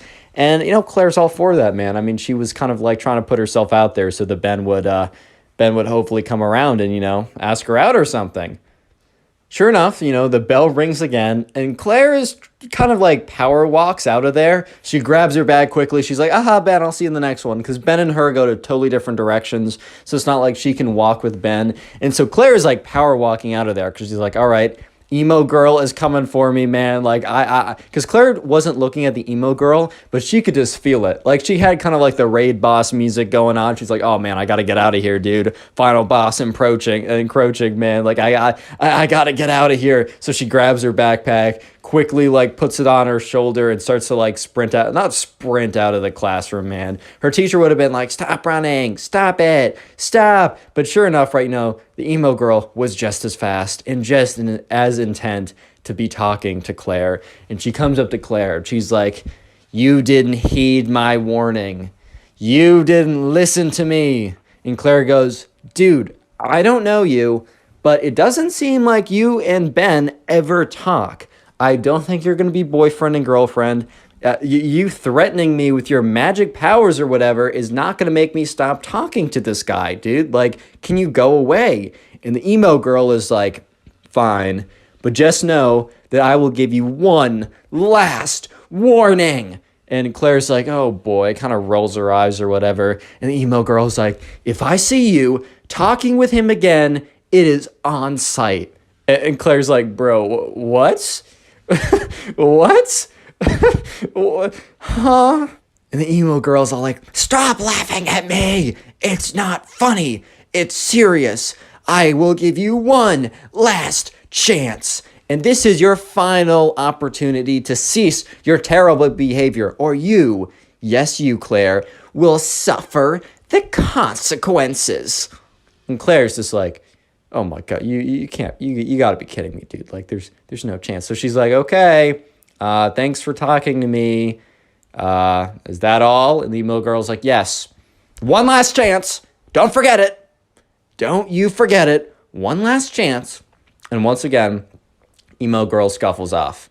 Little spoiler, Claire does not listen to the emo girl. In the next day in class, the emo girl does something completely crazy. But real quick, comment emo down below if you want to heart in your comment, as that is the secret word of the day, and I will try and heart your comment to say thank you. And also, if you want to support the channel, binge watch videos, or just watch a bunch of videos after this one, or in your free time, when you're drawing, about to go to bed, playing video games, go watch one of the playlists. I got Emo Kid playlist, Spoil Kid playlist, and if you do, comment down below so I can personally say thank you, as it really does help. And also, Profile Pic Army looking strong. So you thought that was it for the craziness from this emo girl, that going up and threatening that the evil gods of spells and magic and wizardry she will suffer the consequences. You thought that was bad? No. Pause, bro. You're not even close to what's about to happen, because the next day it rolls around. Okay, I keep saying that like that's something crazy. Oh no, the next day happens. Time is linear. Rah! But anyways, right? Next day rolls around. Claire goes into class. And she makes sure that she's talking to Ben, and she makes sure that the emo kid, or the emo girl specifically, is seeing this. And Claire's kind of like a little bit upset, because she's like, you know what? This girl is bossing me around. I'm not standing for it. So Claire decides that, she's just going to make a move. Like, she's going to make a move. So anyways, Claire is talking with Ben, and, she sees that the emo girl is at an angle where she can see both of them pretty clearly. And so Claire looks at the emo girl in the eyes. This is a little mean, I'm not gonna lie. However, it is kind of justified since the emo girl was like threatening to pull up or square up or like it's on site if you talk to him or talking crazy or whatever. So this is a little bit justified, not saying it's not mean, but Claire is kind of like, oh, Ben, like, tell me about you or whatever. And what Claire does is she puts her hand on like Ben's leg or whatever, kind of like as an indication of like, I like you. Don't go ahead and do this. Especially like you got to ask people first. Like you can't go around just putting your hands on people, bro. As the Connor Pugs endorsement, don't do this. But anyways, like, I mean, she already talked it, like either way she does it. And Ben reciprocates very nicely back. And Ben kind of like puts his hand on her chair, right? You know, when you're like in the classic movie theater scene where it's like you reach your hand behind them to like, I don't know, you know what I'm talking about. And the emo girl legitimately snaps, dude. She freaking snaps. And you're probably thinking she's gonna go up and put a spell on them, or she's gonna like go raw and like sprint to the bathroom to have explosive diarrhea. No, none of those things are true. You know what this girl does? When she said it's on site, she meant it. Because Claire, one moment, was like kind of relaxing in the company of her soon-to-be boyfriend, spoiler, Ben. In the next moment, she was on the ground. Do you know why? Because the emo girl freaking tackled her, dude. The emo girl got so angry at the sight of them, like, basically, they weren't holding hands, but they were, like, same level of, like, romantic intimacy as holding hands. She was so mad at that sight that the emo girl legitimately got up out of her seat, buckled her head down, sprinted like a D1 quarterback, and knocked Claire out of, like, tackled Claire, basically, and was like, and started hissing. So right now, Claire's on the ground, the emo girl is on top of her, Ben is sitting there in complete shock, like, what? And everyone in the class turns around, including the teacher. Because they were supposed to be like reading a book or something in pairs. None of this nonsense was supposed to be going down. So the teacher is just like, what's going on over here? And the emo girl is like hissing the entire time. Like, I told you it was on site. Stay away from my boyfriend. And Ben is just so confused. And Claire's like covering her face because the emo girl is like very faintly, but still trying to like claw at her. It's like, don't, like with their big, like, kind of like in Pokemon, like Meowth, or I forgot the cat Pokemon that like Team Rocket has. You know how that like it has scratch attack that does like -1 damage? That was kind of the equivalent of what like the emo girl was doing to Claire. So no damage was done, but it was very strange. And sure enough, Claire, the next moment, feels the sensation of the emo girl leaving her body, like being picked up. So she opens her eyes, and she sees the emo girl is literally being dragged away by the teacher and dragged out of the classroom. And Claire gets up, and Ben looks at her with just this look of, huh? And at this point, Claire's like, Ben, I got some explaining to you. I got some explaining to do. And Claire explains everything that I just told you Click on the guys. video on screen right now. I know you'll enjoy it. Just click it. Do it. Today I got a story of probably one of the craziest emo kids of all time, and I've told a lot of crazy stories, so strap in, subscribe if you like stories, and let's call today's subscriber, let's call her Luna. So Luna was a tennis player and was pretty good at tennis, and over the summer, her mom sent Luna to a tennis camp, and this story starts pretty far through the tennis camp. So the tennis camp lasted about 1 week long, and on the last day, which was Friday, all the parents would come and they would watch kind of like a tennis tournament of all the kids who were playing and learning how to play and getting better during the week. There would be a big tournament. They would have like, I don't know, a fake little trophy thing, but the main important thing was that there was a big tournament at the end of the week and all the parents came to watch. So this story starts on that Thursday. So this is the day before the last day, which is the big event. And this tennis camp took place at a college, so they had access to a college dining hall, and Luna and her two friends were walking, to go try and find a table, and Luna's two friends said, oh, look over there, or one of Luna's friends said, oh, look over there, there's a table. So Luna's two other friends, went over and sat down at the table. Luna said, I'll be right back, I'm going to go get something. So Luna walks over to the dining hall, grabs something to eat, and is walking back. And while Luna's walking back, she's not really paying attention. Like, she's kind of like, I don't know, spacing out or looking on her phone, or for some reason, she's not paying full attention to her surroundings. So unfortunately, she bumps into this guy. And, the guy had a tray of food, and the food, honestly, it wasn't even that bad. Like, the food, sure, like a little bit got on his shirt, but it wasn't like the entire tray exploded all over his shirt and his clothes were soiled and ruined beyond repair. Like, yeah, dude, you got sprayed a little bit. That sucks, but it's time to move on. And Luna was like, oh my God, I'm so sorry. That's so embarrassing. And like, she's like, I'm so sorry. Like, I wasn't paying attention. And this kid, Luna's looking at this kid, and this kid is very clearly like an emo kid. And by the way, there's nothing wrong if you dress like goth or emo or whatever. It's a style, and I think a lot of my viewers have the style, and I don't personally do it myself. That isn't my style, but I rock with you if you do that. No hard feelings. However, if you're like this emo kid, bro, you got to change some things in your life. That's all I'm saying. Because this emo kid looks at Luna, looks her dead in the eyes, and then takes out a book. And Luna's like, what? And the emo kid, so he has this book in his hand, and Luna notices that there's like ancient hieroglyphics. Dude, my brain is not working right now. There's like ancient like letters and all these like symbols on the book. Basically, it looks like a wizard or witch book or something. And Luna's thinking to herself, all right, there's no shot that like that's actually like a wizard book or something. And the emo kid reaches into his back pocket and takes out a wand. So he opens up the spell book, and he's waving his wand around. He's like, you have made a great enemy. You've made a great mistake bumping into me on purpose. And Luna's like, it wasn't on purpose, man. Like, I swear to you, like, I wasn't paying attention, and I apologize for that. I should have been paying attention. You're right. Like, that's on me. However, like, come on now. It was an accident. I don't know what you're doing. I don't know what kind of nonsense doobly-doop you're doing right now. But he's like, silence, mortal. And he's like waving his wand around. He's like, hibbity-bibbity-bobbity-boo. I put something like super goofy, but like supposedly like, I don't know, wizard tongue or something. He's like, beepity boop, boppity bee. I'm like, okay, bro, like, let's calm down now. He's like, there, you've been cursed. And he slams the book shut with one hand, puts the wand back in his pocket, puts the book back into his backpack, which he was carrying around. Or I guess not a backpack. I guess it was like a tennis bag with a racket in it. And the emo kid walks off. And Luna is just standing there, just kind of like, what just happened?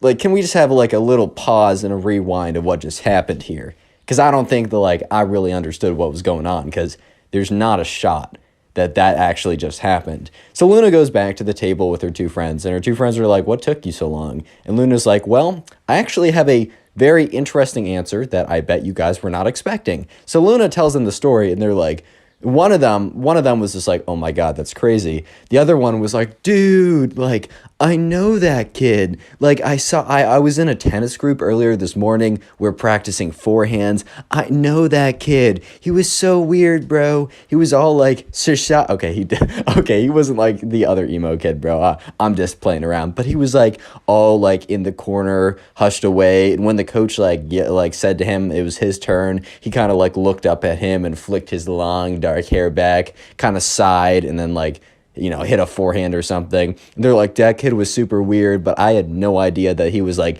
that weird. Because there's a difference between being kind of weird and putting spells on people randomly. Like, that's just two different ballparks, bro. Quick comment emo down below if you want to heart in your comment. That is the secret word of the day, and I will do my best to heart as many comments as possible. I'm still getting over some complications with the wisdom teeth, and that might take a couple days, so please don't take it personally if I don't heart your comment. Do know I still really appreciate it. And also, shout out to all the people who've been binge watching my videos, like going through and watching a ton of them, either via the playlist or just through the recommended. Please let me know in the comment section when you're doing this so I can heart it and say thank you, and just know that you're supporting the channel more than you can even imagine at this point. I really appreciate it. Back to the story. It gets crazy. Anyways, right, so the next day rolls around, and remember that, Luna was at a tennis camp, and on the last day, which was the next day, because this whole spell incident happened on a Thursday, and the last day was on a Friday. So it was Friday, it was the last day, And it was only like a half day because the parents would come and pick you up by the end of it. But anyways, right, there was a big tennis tournament and all the parents came to watch. So it was a pretty big deal. And so everyone was sitting around on the tennis court, and like the coach was standing at the very front. Everyone was sitting on the tennis court and he was reading off his list of like, all right, guys, like, thank you for all your hard work this week. And finally, it pays off. Just know that, win or lose, like, we just want to make sure you have a fun time and that, I mean, there can only be one winner, so you can't take it that personally if you don't win. The most important thing is to, like, good sportsmanship and have a fun time. And anyways, let me read off the pairings. So the pairings were read off, and Luna had a first round match where she played against some random guy or something, and she was better. She was probably one of the top 10 people at the camp. She didn't expect to win the tournament. I mean, the other people, were some people that were much better than her, and maybe they're having a bad day or whatever, but Luna just wanted to go out there, have some fun. So Luna's first round match went down really well. She won 6-2, 6-3, which is pretty solid win. If you guys know tennis, I used to play tennis a lot back in the day. That's why I can tell this story so well, at least the tennis parts. But anyways, things get really interesting when Luna goes into her second round match. The second round match is against a familiar character that you guys may or may not remember from earlier in the story. Yes, Luna is playing the emo kid, and let me just say that Luna did not forget the emo kid, but very well the converse is true too, because the emo kid had not forgotten about Luna either. Which means, yes, Luna versus the emo kid are about to play after the emo kid put a spell on her. And Luna's just looking at her opponent like, there's no way. There's no way, man. There's no way. So anyways, right, Luna, so when you play tennis, you normally, like, you will warm up with your partner and then you'll get into playing. But basically, you both stand on two sides of a net, just very quickly for people who don't know. And so Luna was standing on one side of the net, and the emo kid was, like, sulking over and kind of, like, was all hunched over and kind of, like, wandered over to the other side of the net. And so Luna walks up to kind of, like, the net in between, and the emo kid walks up as well. And Luna's like, all right, like, do you want to warm up? And the emo kid is like, insert maniacal laugh. I can't do a maniacal laugh right now. I just can't do it. So insert, like, the most evil maniacal laugh from, like, TV shows and movies you can think of. And dude, out of all the responses Luna was expecting, okay, Luna was either expecting like yes or no. It was a yes or no question. But out of all the responses that Luna was expecting, let me just say that a maniacal laugh was not on the list, dude. Like, it just was not on the list. And so Luna's kind of just thinking like, okay. And then the emo kid goes on to say, like, finishes up his maniacal laugh and is like, why would I need to warm up when I have the curse on my side? And Luna was just like, oh, so we're still going with that. We're not just going to, like, because Luna was kind of thinking, all right, well, let's just put yesterday behind us because that was very weird. You know what? Luna gave this guy, the privilege of allowing, just to put that behind them. Because normally that's not a thing you just put behind, right? The fact that, like, you got a spell put on you, normally you don't just forget about that. But Luna was like, oh, okay, so no warm-up? And the emo kid said, yeah. Well, I mean, I have the curse on my side, so why would I need to warm up anyways? And Luna was like, all right, fine, I really got to smack this kid. So Luna and the emo kid kind of go immediately into playing the match, and so Luna spins the racket, and sure enough, it is the emo kid's choice. So basically, in the beginning of tennis, you spin like heads or tails, and if you get it right, you can choose to serve or have the other person serve. And the emo kid starts maniacally laughing. So once again, insert the, like, maniacal evil villain laugh after the racket is spun. And, Luna's just kind of looking at him like, dude, what? And the emo kid is like, looks like my curse is already working. Insert again another maniacal laugh. And Luna's just thinking to herself, all right, bro, like, let's not jump to conclusions. There's a 50-50 chance that you were going to get that. Like, come on now. In the back of Luna's mind, she was like, well, I wonder if the curse is real, but her rational mind was able to take control and be like, all right, let's just smack this kid. I know I'm better than him. So sure enough, right, the emo kid starts serving. Basically, that's the way you start a tennis point. So the emo kid throws it up, bops it in, And the serve is not that good. Serve is the hardest part of tennis, in my opinion. But the serve is not that good. And Luna, really wanting to have a good impression to kind of quote-unquote break the curse, winds up a massive forehand, completely crunches it, and obliterates the emo kid in the first point. Like, this ball is blazing off of Luna's racket and just smack right past the emo kid. The emo kid wasn't even, like, the emo kid plus the curse were not good enough to give him the reaction time to be able to deal with it. That's how bad this whole thing was, dude.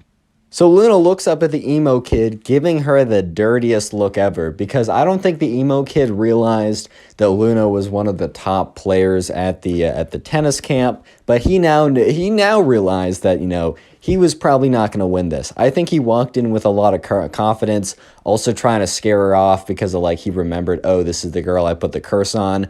Odds are he would have, like, if this was a different person, he would have put a curse on them beforehand. Like, he would have walked up to the tennis net, whipped out his magic wand, and been like, blah, you're now cursed or something, just to mess with their head. But since he's already done that, right, he was trying to use that as leverage. But anyways, the match continues, and the emo kid is getting destroyed. So at this point, the emo kid is down about 3-0, and they're only playing one set. Basically, in tennis, you play to 6 games. Whoever gets to 6 games first but win by 2 wins, and if you get to 6-6, you play a tiebreaker. But anyways, right, Luna's up 3-0, so absolutely smoking the emo kid.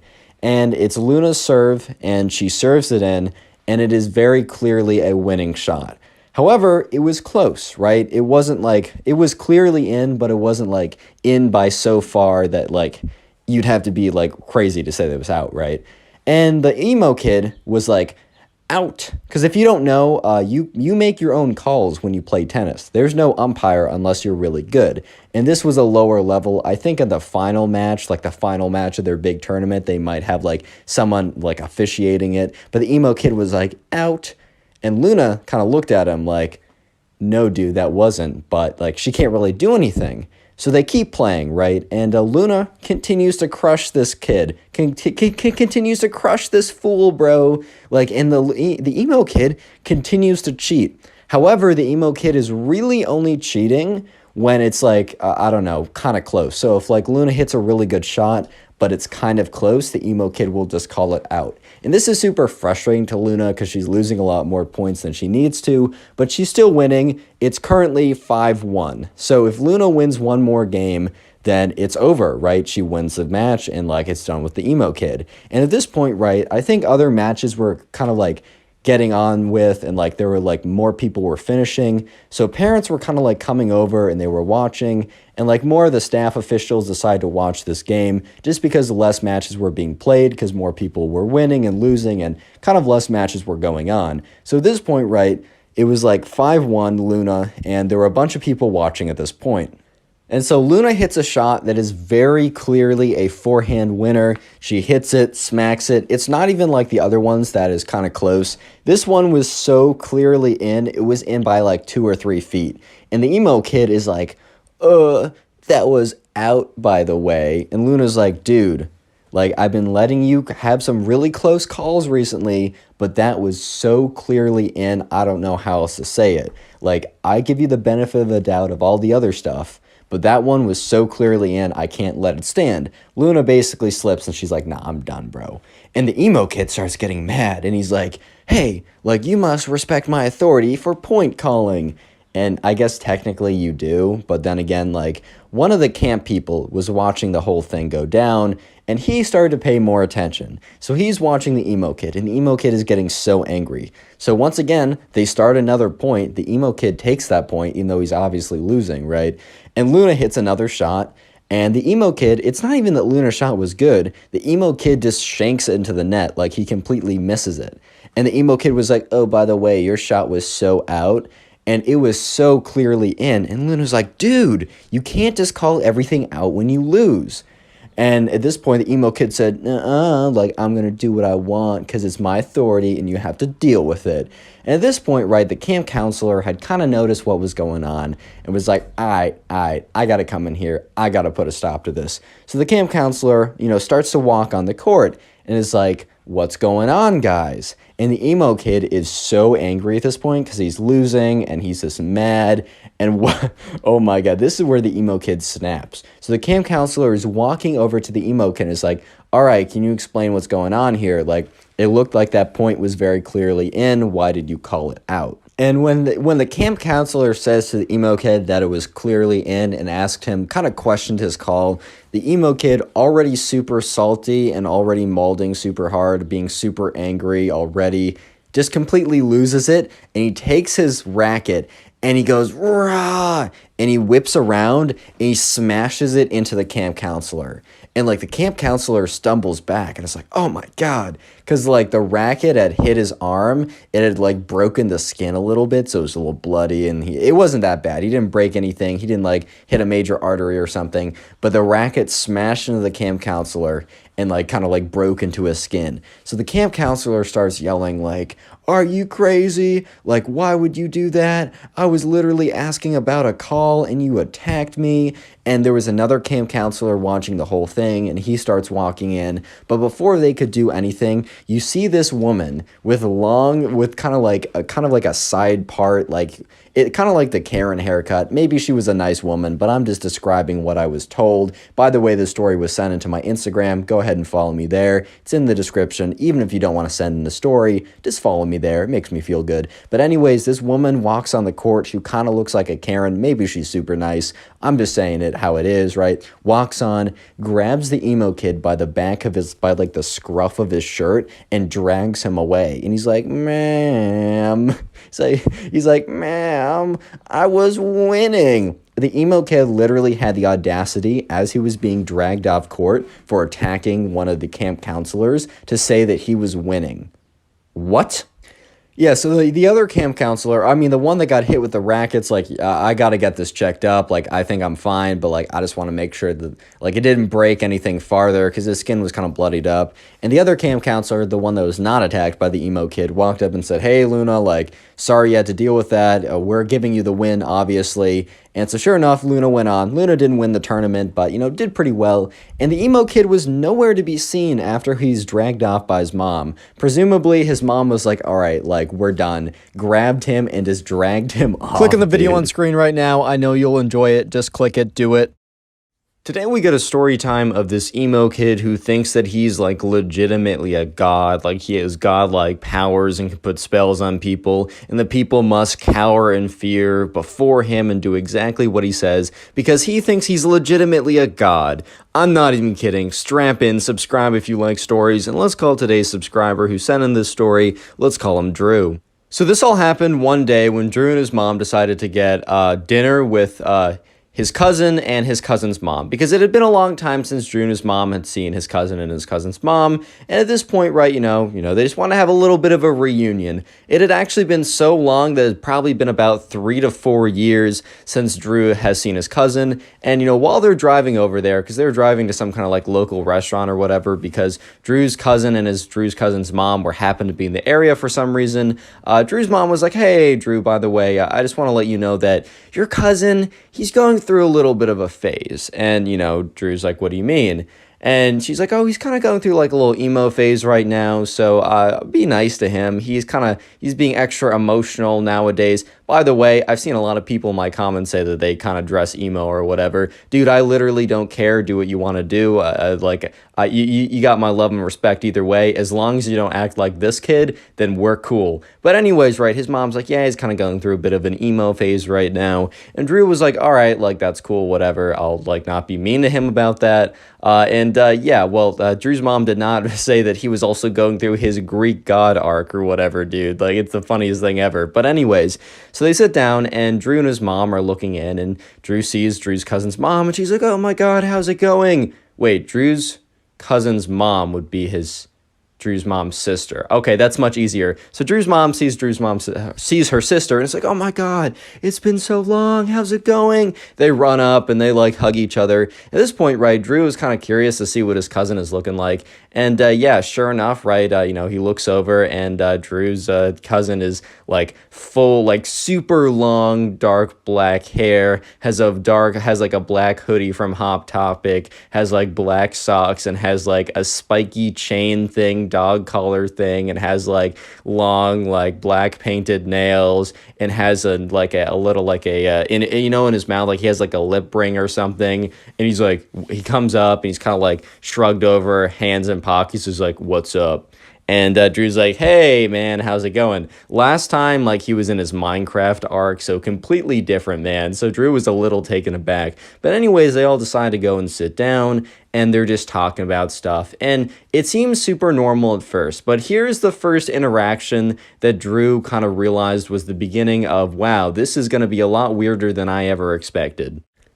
Drew's cousin, like the emo kid, and I'm just going to call him the emo kid, just realized the emo kid and Drew's cousin are the same person from here on out. So anyways, right, the emo kid is sitting there, and the first kind of really weird thing he says is he refers to Drew, right, as a mere mortal. Like, it was like a totally normal conversation, and I think like the emo kid was like, looks at Drew and says, "How's a mere mortal like you faring in like school?" And Drew was like, okay, that's like kind of funny. Drew thought he was just trolling. He thought he was joking around. Drew really thought that like the emo kid had a pretty good sense of humor, and Drew was all for it. He thought it was pretty funny. So Drew kind of responded as normal. But the thing was that was kind of weird, and which kind of like, this was kind of the thing that made Drew think, oh my God, like, wait, this is actually something, is when the emo kid's mom, his aunt, I don't know why in the beginning I kept saying Drew's cousin's mom, his aunt. I'm kind of an idiot. I'm sorry, guys. Anyways, right, his aunt made this face, like a bit of a grimace, but also a smile. And Drew's like, why is she acting so weird? Like, the kid made a joke about me being a mere mortal. Little did Drew know the emo kid was in his god era or whatever, right? So, I mean, he meant it, bro. He legitimately meant that he was a mere mortal. But anyways, right, weird things just kept going on like that. Because all of a sudden, right, the emo kid was like, yeah, like when I was at school's going well for me because since, and he looks at them when he says, and has a bit of a smirk.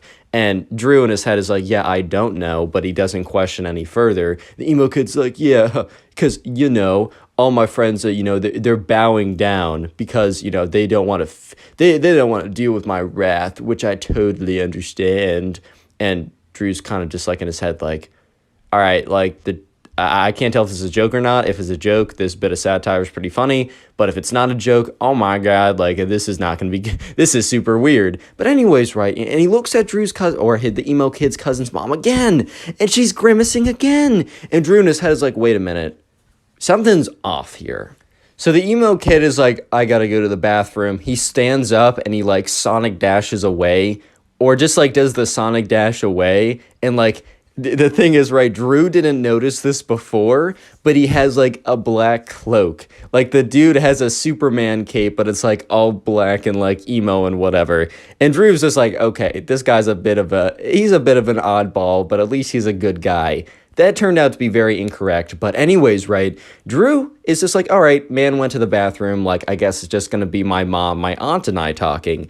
And the aunt, her face was like a forced smile for the entire conversation until Drew left and her face completely dropped. And she's like, guys, I'm so sorry. Like, I got to let you know something. And they were all just like, what are you talking about? And she was like, guys, like, I don't know how to explain this, but I guess the best way I can explain this is that, your cousin, and looks at Drew, is like, Drew, your cousin, he's in his God arc right now. And Drew's like, huh? What is a God arc? He's like, huh? Well, what do you mean a God arc? Like, what does that even mean, bro? And she's like, yeah, so basically, he thinks that he's a legitimate god and that his friends bow down because they know that he can smite them and put spells on him. And, he's been in his emo phase for a while, but it's evolved into an emo god phase. And Drew's just, like, looking at her like, wait, is the emo kid and my aunt, are they both on the same comedy bit? Is this like a sketch or something and he left to make it seem more believable? Because if that's the case, bravo, they're getting 5-star rating from me. But if this is legit, and it's seeming like it's legit, oh my God, I'm actually gonna like flip out, dude. This is the craziest thing ever. And then his aunt goes on to say, and he's very fragile emotionally or whatever, so if you guys can just please play along if he like makes a mention that he's a god. Please don't burst his bubble. I know it's a lot to ask and it's super weird, but please Just do it for me. He's going to get through this phase and be normal soon. I hope. She has a long pause and then says, I hope. And like, you know, Drew's mom kind of cringes a little bit. She's like, oh my God. Like, thank God Drew is not like this and not in his God arc. Drew's mom wouldn't care if Drew was like an emo or something. But if he was an emo God phase, like she would be like, bruh, like my son, why? Why do I live? Just to suffer. And that's when Drew sees the emo kid / his cousin return from the bathroom. And you guys might be thinking, oh, he's not too bad, right? In his little God arc, because all he's saying is like his friends are immortals or whatever. No, it is about to get 1,000 times worse.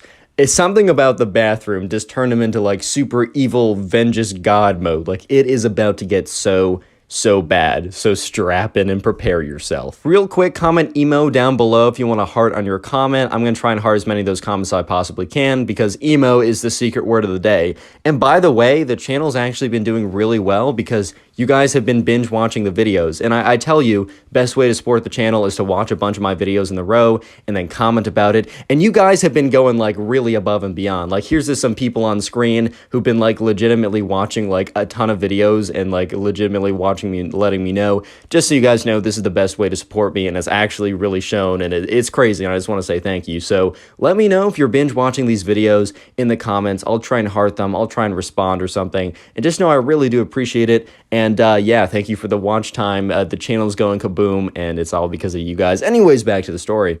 So the emo kid comes back, and he sits down, and when he sits down, he wraps his cape around him like he's Dracula or whatever. And, you know, Drew's mom / the emo kid's, or Drew's aunt / the emo kid's mom, right, is like, hi, Drew, welcome back. And Drew, I don't know what happened to him in the bathroom, but he's like, he responds, he turns his head, he looks at his mom and he says, silence, mortal, do not speak to a god like me. And all of a sudden, everyone at the table goes silent, and even the table next to them goes silent, and they were in the middle of a conversation. Like, everyone, like, in the 5 mile, like, vicinity, or 5 foot vicinity was, like, paused and was just like, what did I just hear? And you know, the emo kid's mom gets like very like nervous, and she's very thankful that like she was able to tell you know, Drew and his mom like what's going on. But she was like, oh my liege, I am so sorry, please forgive me. And the emo kid is like, fine, I'll consider it. Your punishment will be less than because of your repents, is that the word? Yes, because you're slightly forgiven, but your punishment will still happen. And he like whips up his cape again and like hides his face behind it. It's like, meh, meh, meh, meh, meh, meh. At this point, Red Drew's like, oh my God, my cousin's gone off the deep end, bro. What? So anyways, right, the emo kid's mom starts having a conversation with Drew's mom, kind of just trying to like move past that super awkward moment of like her son saying, silence, mortal, you will be punished, like something just very strange like that. And she just tries to have a normal conversation, and she was doing pretty successfully as the emo kid was like evilly staring at them like through his black mascara, looking at them. And like I don't know, like Drew like looked at his cousin, and like briefly, very briefly, Drew looked at his cousin, and the emo kid looks at him, makes eye contact, and goes, hiss! And Drew's just thinking to himself, what did I do? I looked at you, like, why are you so much less normal right now? Because the emo kid was kind of weird before, as he was calling people his mortals, but for some reason he just went off the deep end by the time he came back. Anyways, right, the waiter comes around and brings their food, and things are looking pretty good because, like, I don't know, Drew's like, all right, I don't need to interact with my cousin anymore. He's kind of weird. I can just focus on my food, and he can focus on his food, and then we can just get out of here. Life is good. And that was just unfortunately not the case, because when the food came down, the emo kid is like, all right, because he speaks for the first time since calling his mom a mere mortal and that she's going to be punished. And he says, all right, time for the sacrifices. And his mom is kind of like, oh boy. And Drew is just thinking in his head, like, what's going on here? And sure enough, the emo kid's mom is like, oh yes, my lord. And she takes like half of her food and scrapes it onto his plate. He's like, all right, who else? And Drew kind of is just so confused right now. He's just like, am I supposed to give this kid some of my food? Bro, Drew was hungry. He didn't have lunch that day. He was like tired. The food he got was really good. He's not trying to give this weirdo emo kid who thinks he's a god half of his food. That's just not what he's trying to do today, man. This is not what he's trying to do. And the emo kid is like, Drew, you will be punished if you don't give me half of your food. And Drew in his head is like, what? No, well, I'm just not doing that. Like, at the end of the day, I hate to say it, or actually, I don't hate to say it, I love to say it. I relish in the fact that I'm saying it. I'm not giving him half my food. That's crazy. And, Drew is just kind of looking around, and he makes eye contact with the emo kid's mom / his aunt, and his aunt just gives him a death stare, like, do it, my son needs you to do it. And so Drew's like, fine, whatever. And Drew, takes about a third of his food and puts it on the emo kid's plate, and he's so angry he has to do this in the first place. And the emo kid looks at him and says, peasant, this is not half of your food. This is only a third. And Drew in his mind is like, wait, he's going to actually nitpick me on this? I gave him basically half my food. Yeah, I actually gave him like a third. It's the same thing, right? And the emo kid is like, you will be smited if you don't give me half of your food. And Drew is just thinking to himself, my God, what is wrong with my cousin? And Drew's mom's like, all right, honey, here you go, and scrapes off half of her food into the emo kid's plate. And he's like, does this weird, cringe laugh or whatever. And Drew's just like, you know what? Fine. And so Drew scrapes the rest of his food, or the other half, or at least up to half of his food, onto his plate. And he's thinking, whatever, I'm going to be hungry. I'll just grab food at home. I'm just trying to get out of this very weird meal. And the emo kid is like, smart move, peasant, smart move. You will not be smited now. And the emo kid starts he eats literally one bite on his plate and it is done. He just doesn't eat the rest of it. And Drew is just so angry at this point for everything that's happened, but now the emo kid demanded all of this food from everyone at the table, and he doesn't even eat any of it. So eventually, the waiter comes around and is like, oh, are you done? And points to everyone else who has finished their food because they're all very hungry with empty plates. And he points to the emo kid. He's like, oh, do you want me to box that up? And the emo kid says, no, I'm done, and hands him the plate. And Drew in his head is like, what? What? You didn't even eat it? Why? So Drew really just wants to get out of there. He's not trying to deal with this nonsense anymore. But the emo kid, the waiter comes around and says, hey guys, do you want any dessert? And the emo kid is like, yes, I demand it. And the waiter's like, okay, I'll get the menus.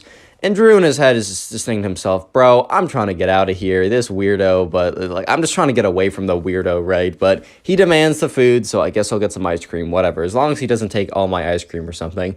And so sure enough, they get the dessert menus and they all order their ice cream. And the thing is, right, the parents don't end up ordering any of the ice cream. So it's just Drew and the emo kid that both get 3 scoops of whatever flavor they like. And so sure enough, right, it is very quiet and awkward. Even the parents at this point have given up trying to make the situation less awkward, and they're just dead silent. And the whole table is dead silent. And it's just so weird and strange. And Drew just wants to go home, and he doesn't want to be here. But finally, right, a little light at the end of the tunnel, the ice cream comes, and Drew's already prepared that he probably has to give the emo kid half of his ice cream. He's like, whatever, man, this dinner sucks. I never want to see this guy again if he's in his god arc or whatever, right? I'm not trying to see this kid anymore, but fine, if this gets me home, and at least I'll have half a bowl of ice cream. 1.5 scoops is pretty good. I'll take it, whatever. It's not 3, but I'll take 1.5. So the ice cream comes, and the waiter puts the stuff down and says, enjoy, guys. And so Drew is getting ready to divide his ice cream in half. And the emo kid is like, all right, peasant, give me all your ice cream. And Drew looks at him and is like, all of it? Drew's like, oh, I thought you wanted half. He's like, no, for dessert, I deserve it all, or you will be smited. Do you want to be smited, peasant? And Drew looks at him, and he has that eye twitch. You know when someone in the movies is about to go insane, their eye starts twitching? Drew legitimately told me over Instagram DMs, which is how he sent me the story. So follow my Instagram in the description, but also submit stories there.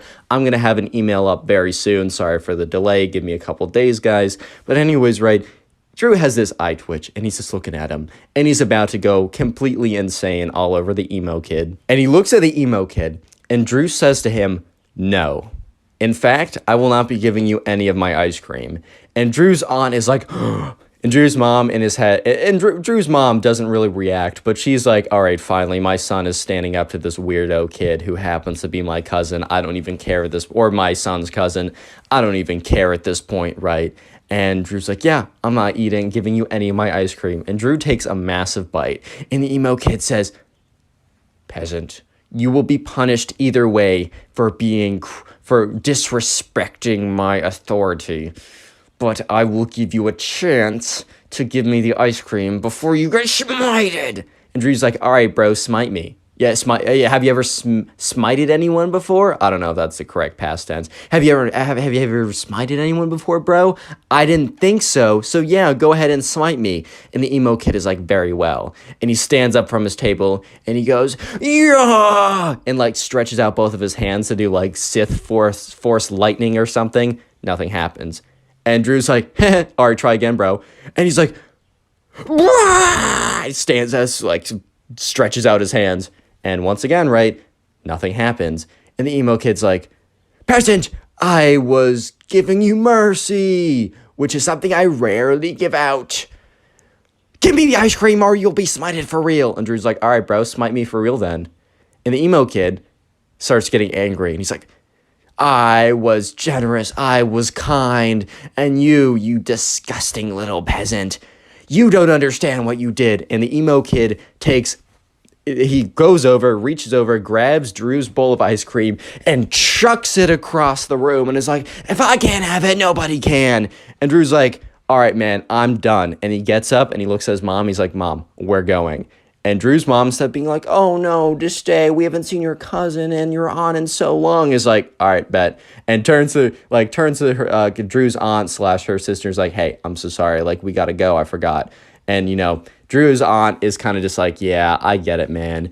And Drew's cousin, the emo kid who thinks he's a god, is like, no, you will pay. I'm gonna put a spell on you. Put a spell on you? What? So Drew walks out of the restaurant with his mom, and they get into the car, and Drew's like, Mom, can we not hang out with my cousin anytime soon, or at least until he's done with his god phase? I don't care about his emo phase, if I'm being honest, but can we at least wait till he's done with his god emo phase? And Drew's mom is like, yeah, you know what? Yeah, that was a terrible experience. We're not hanging out with them for a while. I love my sister, but she's got to take control of her son. Click on the video on screen right now. I know you'll enjoy it. Just click it. Do it. How's it going, everyone? Welcome back to the channel. Today, I have a story time for you guys that I really think you'll enjoy because I think most of you guys enjoy games, at least to a little bit. I know at least I enjoy Minecraft, as you're seeing in the background.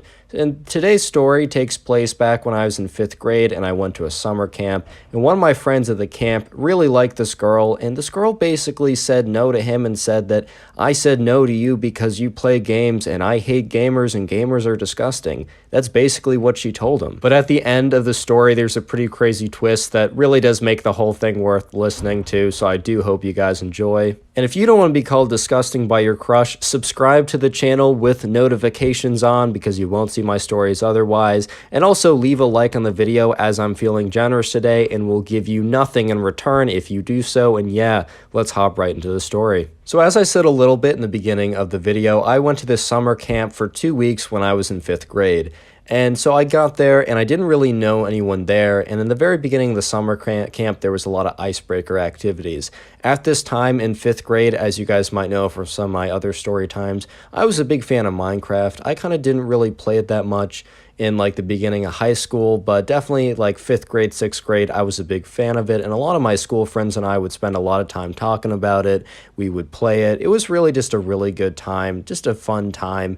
Also, my friend was a big fan of Mega Walls at the time, if you remember that game. That has a lot of memories to me. Anyways, though, I'm at this camp, right, and I don't know anyone, and there's an icebreaker activity. Basically, the icebreaker activity goes along the lines of basically someone can basically say something that they like or they really like, and then basically anyone else who like also enjoys that subject matter can like come to the middle and like, you know, talk to the people and like hang out with them or whatever.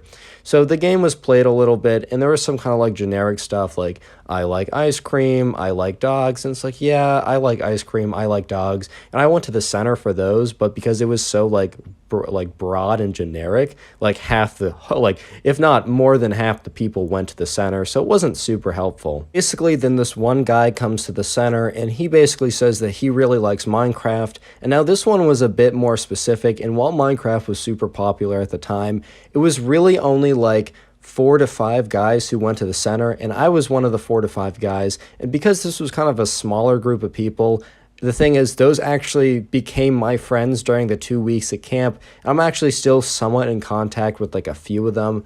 But basically, those 4 to 5 guys are the kind of the main friends I have at the camp. And one of them is one of the main protagonists at the camp as well. And his name is Will. So my other, like, you know, the other 4, or I think it was like, yeah, the other 3 friends at that time, because there was like 5 people in the center. One of them was me, one of them was Will. The other 3 friends, they still play a role in the story, but like not big enough that I should give them a name and then get confused. So if they say something, I'll just say one of my friends said, and this assume it's not me or Will who said that. So we kind of form a little friend group, and it's not like a clique or anything. If anyone wanted to be friends with us, they could, but you know, we kind of like, we started talking about Minecraft. We started talking about like our favorite things to do, if there are any servers we like to play on, like basically our thoughts of what they should add, all that. Is Hero Brian real, you know, all that good stuff, man.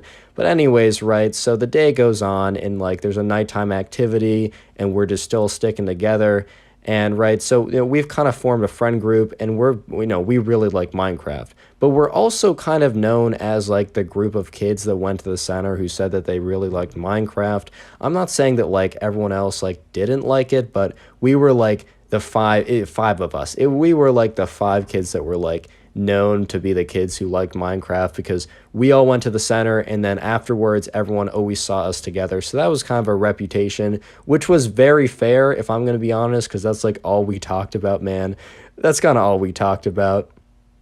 Anyways, so a couple days into the 2-week-long camp, my friend Will comes back to us and tells us about this girl who he met at one of these kind of like camp activities. And this girl's name, let's just call her Sarah, right? So, you know, Will basically was like, you know, he was at one of these activities, and we weren't there because during the day, you know, they kind of choose what you do half the time, like for the activities. Some activities you just kind of can go to with your friends, but a lot of these activities, right, you kind of have to go to with like, you're assigned them, and it's kind of whoever you meet, which is good because if you don't really have like a group of friends there, it's always an opportunity to meet people. So it makes a lot of sense, right? But anyways, while he was there was this new girl there. Her name was Sarah, and he was like, yo, I really like this girl. So obviously we were super supportive, and we're like, okay, man, you're totally going to get Sarah. Don't even think about it. Like, we got you. Like, we'll come up with something. Like, we got your back on this. And it was kind of fun, man. Like, it's always fun when you're like, especially like back when you're a little kid, your friend had a crush on someone. You're like, ooh, right. And then you're like, okay, let's come up with a plan, guys. And then you make it all serious for no reason. We're like, okay, time for a top secret meeting, right? So we all like, you know, got into like, you know, we had to like check the room. We had to go in there. We got like a whiteboard. We're like, all right, what's the plan? Basically, we sat down and we decided that the best course of action would be that Will would go and talk to her the next day, because there were kind of like free period like times. There's like lunch, and then there was kind of like a recess type thing where basically you could go hang out with whoever, right? And so